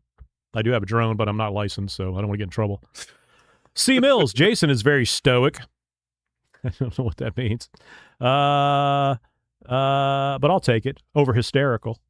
Let's see, what do we get there? Spray Jockey. Jason gets a lot of airplay about his birthday. That's why he mentioned Tina's birthday, because it's also Tina's birthday. Right. It's Tina from Double D's. It's her birthday as well. That's right. That is correct. And I do have 150 points in the XP points, so because I was on last night. MLM Warriors also pointing that out. Before you continue here, we got to let everybody know about our friend Anthony Gary at Indy Dwell Real Estate. He doesn't just show houses. He finds you homes with everything you're looking for, explains your options, and gets your offer accepted without you losing sleep or sanity. Anthony, you've seen him on this show multiple times. He's an expert negotiator. He'd love to help you achieve your real estate goals. Put his expert buying strategy and experience to work for you. Anthony Gary, Indy Dwell Real Estate, 317-756-1159, 317-756-1159. All right, Rusty B. Stay at a Motel 6. They'll leave the light on for you. Not $147. All right, Sue Seifert. Oh, my gosh, I love hearing of politicians' BS being exposed, and I don't care which team they're from. That's what we do here. MLM Warriors, that would be awesome to have live interviews, but I do not think the Rob Kendall Show has a green room. No, we have one room. We have a room. We can afford. We have a room. Plus, we can't get people in, get them mic'd up, get them settled. Yeah. Nobody wants to just come in, sit down, and start talking. You got to schmooze them a little bit and get them to relax and all that. So there's no way we can. Unlike the radio, where you could just, hey, sit there and we're on in 30 seconds. Yeah. All right. Boom, boom, boom. Andy Engel. Okay, friends, I have to tune out for now. I'm at Lowe's. Got to buy a new weed eater. Oh. I'll be back, he says. That's better than a weed smoke. I am in need of a new weed eater, too. I've had the same one for about 9 years. I cannot believe it lasted as long as it did. Oh. It was hanging by a thread, and I think the thread has popped. Gotcha. Carol, 1776. I used to think I was the cheapest person on earth. I was wrong. No, it's not Rob. It's my boss. He bought a scratch and dent coffin for his mother's funeral. I can't compete with that one. Well, okay. Let's work. Scratch and dent. Would Mom really care? They're dead. What do you care? Yeah. Well, now here's the point. I wouldn't care, but I would be worried about doing that for somebody else because I would think I'm being cheap and that, it's like. But we're dead. Throw her in a box. What where do you difference does stop? it make? Where do you stop? You're going to be underground. I mean, a crate? Well, a lot of people are going to like the thing Luke Perry did, the natural burial, where they just dump you in the dirt. And then you disintegrate into the dirt. I was watching, what was I watching? I was watching something. I don't know if it was the Valhalla Vikings on Netflix, but there's a reason, and it wasn't that. There's a reason you got to dig a hole 6 feet deep to bury somebody. Really? What that reason is? Back in the Vikings day, the wolves would dig you up. Oh, right. So apparently, kind of like COVID, like 5 feet, no good. 6 feet, you're good. Huh. Pretty amazing. I don't know if that's real or not. Maybe MLM Warriors will look that up for us. Okay, continuing on. Kevin Branham. As much as I would like to see Braun gone, I wouldn't want to see Micah elevated. You got to think about that. The one that pointed that out. Carol 1776. Did I see a Marine in that Todd Young ad? Yes, you did. Josh Richardson. As a Marine, Todd knows how to get the job done. Spray Jockey. Carol, I'm not sure. Is Todd Young a Marine? Here's the thing. If it's Young against Aaron Houchin, which is the rumor is going to run against him, Young might be our better option. Mm-hmm. Unless there's somebody good that runs, Young may end up being the better option, as bad as that sounds. Steve Green with an E, 6 months. Dang, time flies. It's crazy. I haven't missed a day in 6 months. It's been 6 months. I've been getting up at 6:30 every morning. That's the first time I've ever done that in my entire life. It's crazy. When we decided to do this, I blame Rob. I had conversations with people about what I could do and how long it would take me to do things. Mm-hmm. And somebody told me that I was asking advice on. They said, 6 months, then you can go back to doing things that you were doing before. So we're done? I go back to traveling? They said the 6 months will fly by. And I was like, that seems like it's going to be forever. And they were like, no, it'll fly by with what you're doing here. Mm-hmm. And they were right. It has. It's like I get up on a Monday and then it's Friday. Like, what happened to the week? Yeah. It just flies by. All right. Charles Ludi, when did we become amazing? You must have called them amazing. They are amazing. All of our chatters are amazing. McLovins, we were amazing in the beginning, Chuck. That is From the beginning. From the beginning. Yeah. Mad Duck, at Charles. We've always been amazing, and we look marvelous. Yes. We can't see you, but I'm sure you do. I mean, that statistic blew me away. So if you missed the show earlier, we're talking about is got sent by somebody who's very into podcasting. They do it for a living. They know how this all works. They sent me an interview with a guy who is he's made huge money getting people noticed on YouTube. And the guy said, one of the things people don't realize is only about 12% of all YouTube videos ever eclipse 1,000 views. It's a very, very, very small portion. Right. You know, I've had 1 million views on mine. Collectively on my channel. That's amazing. Yes, that's Jason Dozier. No, what is it? No, Dozier Graphic. Yeah. Dozier Graphic. That's amazing. Yeah. I don't promote it because the videos are all terrible. Yeah. They're photography videos, and I look stupid, and I'm unshowered. How long have you been doing them for? When COVID hit, I took that fun money that we got sent in the mail, the free money, and I went out and bought a camera and started doing street photography. So had over 1 million hits with your wife has been in several of my videos, and those are always in the top 10 because I make sure and put her prominently on the thumbnail. They don't know who her husband is. No, that's why. They wouldn't. People like her because she's pretty and they don't know who her husband is. They think she's with me. My daughter. Let's see. Shrog Sandwich. When I called Todd Young's office the other day, she calls on a daily basis to touch base with him and let him know how unhappy she is with good for Mr. her. Young. I closed my rant with, and the Rob Kendall Show would really love to have Todd on. Good for her. Yeah, I'm sure they'll pass that right along. Good for her. Yeah. All right. Theodore Cooper. A new one in the chat. When the Colts come up again, they are going to rake in a ton of money due to all this stuff going on with the Bears. Totally. How are they not going to give the Colts money and new stadium and new crap when they're offering it all to the Bears? Very good point. John McKinney, Black Sheep Plumbing. Shout out to Rick White in Greenwood. Supported Rob with a $100 donation, and we dipped his $395 repair to $195. He made money. Yep. Thanks for the support and opportunity to earn the business, Rick. So, yeah, he gave us a $100 donation. Rick doubled. No, Rick. John doubled that to $200. That was the discount. $395. Got it down to $195. That's pretty amazing. Yeah, so he paid $295 for a $395 job. Right, and he got to give us money. That's the point. So there we go. That's how our sponsors work. Yes, sir. Josh Richardson, my dogs are big fans of Yacht Rock Radio.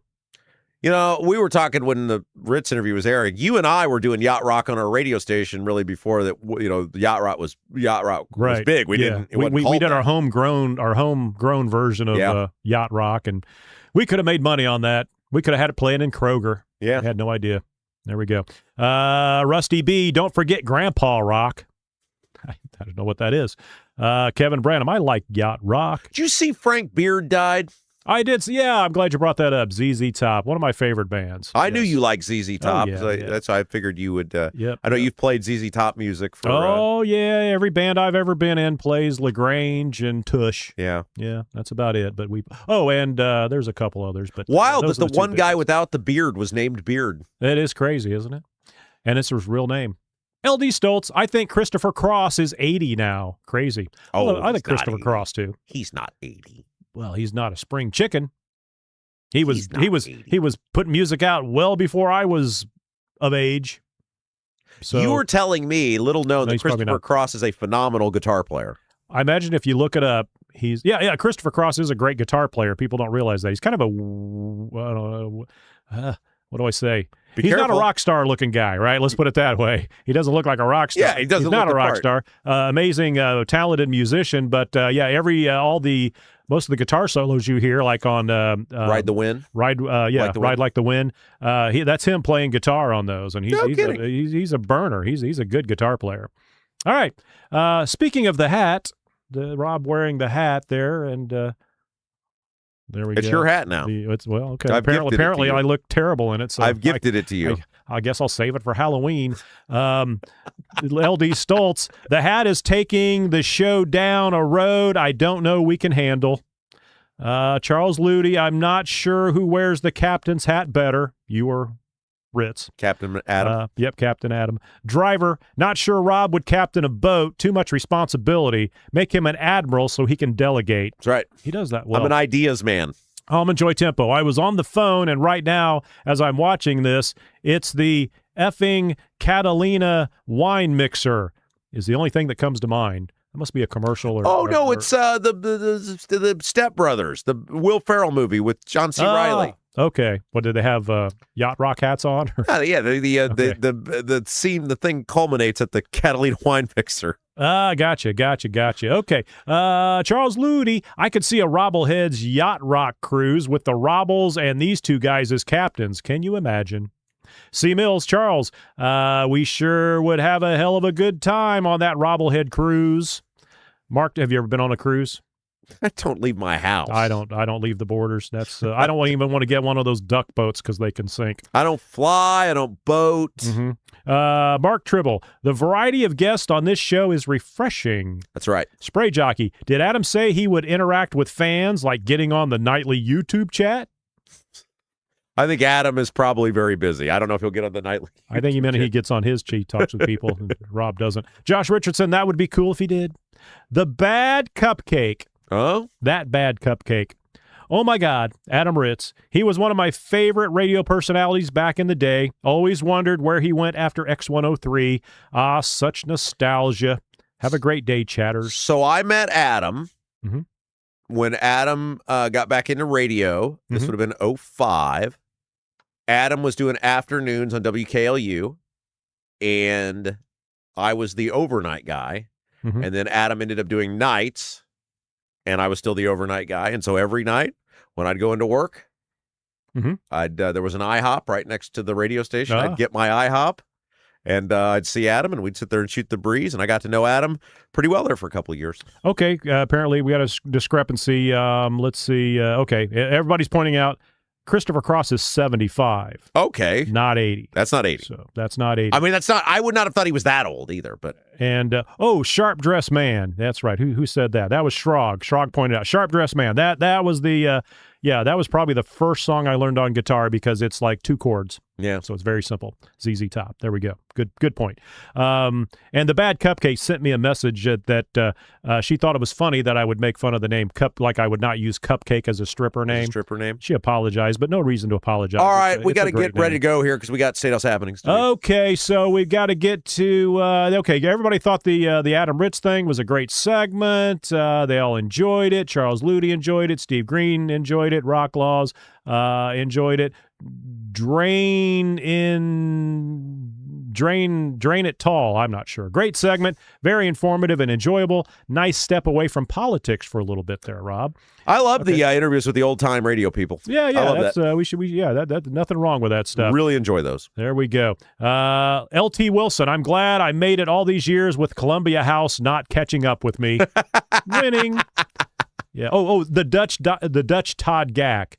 Guys, I'm a little behind today, but the Yacht Rock segment was great. Yep. And then we end with Steve Green with an E. Rust or Bust. Josh Richardson, thank you, Mr. Rust. Kevin Branham, thanks for the third hour, John Rust. Shrog Sandwich, I'm going to be live painting at the John Rust party. We covered that. Congratulations, Shrog. Hopefully I'll be in that one of those paintings. Josh Richardson, Rob's car will be in the show too. Woohoo! And then that's Kenneth E. Gold, driver, also thank John Rust for allowing us to have that awesome third hour. All right, getting to the points real quick. Let's see where we got out here. I don't know how many points I had. Oh, there I am, number 19. A little derelict in my duties there. I wasn't chatting as much as I should have last night. At number 10, Spray Jockey with 375 points, 400 points for McLovins. 425 for C. Mills, 450 for MLM Warriors, 500 for Steve Green with an E, 525 Rock Laws. Number 4 is Driver with 650 points. Josh Richardson, 675 points. Number 2 is Rusty B with 900 points. Number 1 in the chat overnight and today, 975 points, Kevin Branham. Wow, Kevin Branham back on top. Kevin. All right, that'll do it for me. And thanks to John Rust. Thanks for John McKinney, Black Sheep Plumbing. I'll see you tomorrow. So long, everybody. Hey, guys, masonry color mismatch. Previous repair catching your eye. If you're not happy with the brick color in your home and ready for a total makeover, Bramwell Mackay Property Services and Consultants offer specialized masonry staining and recoloring.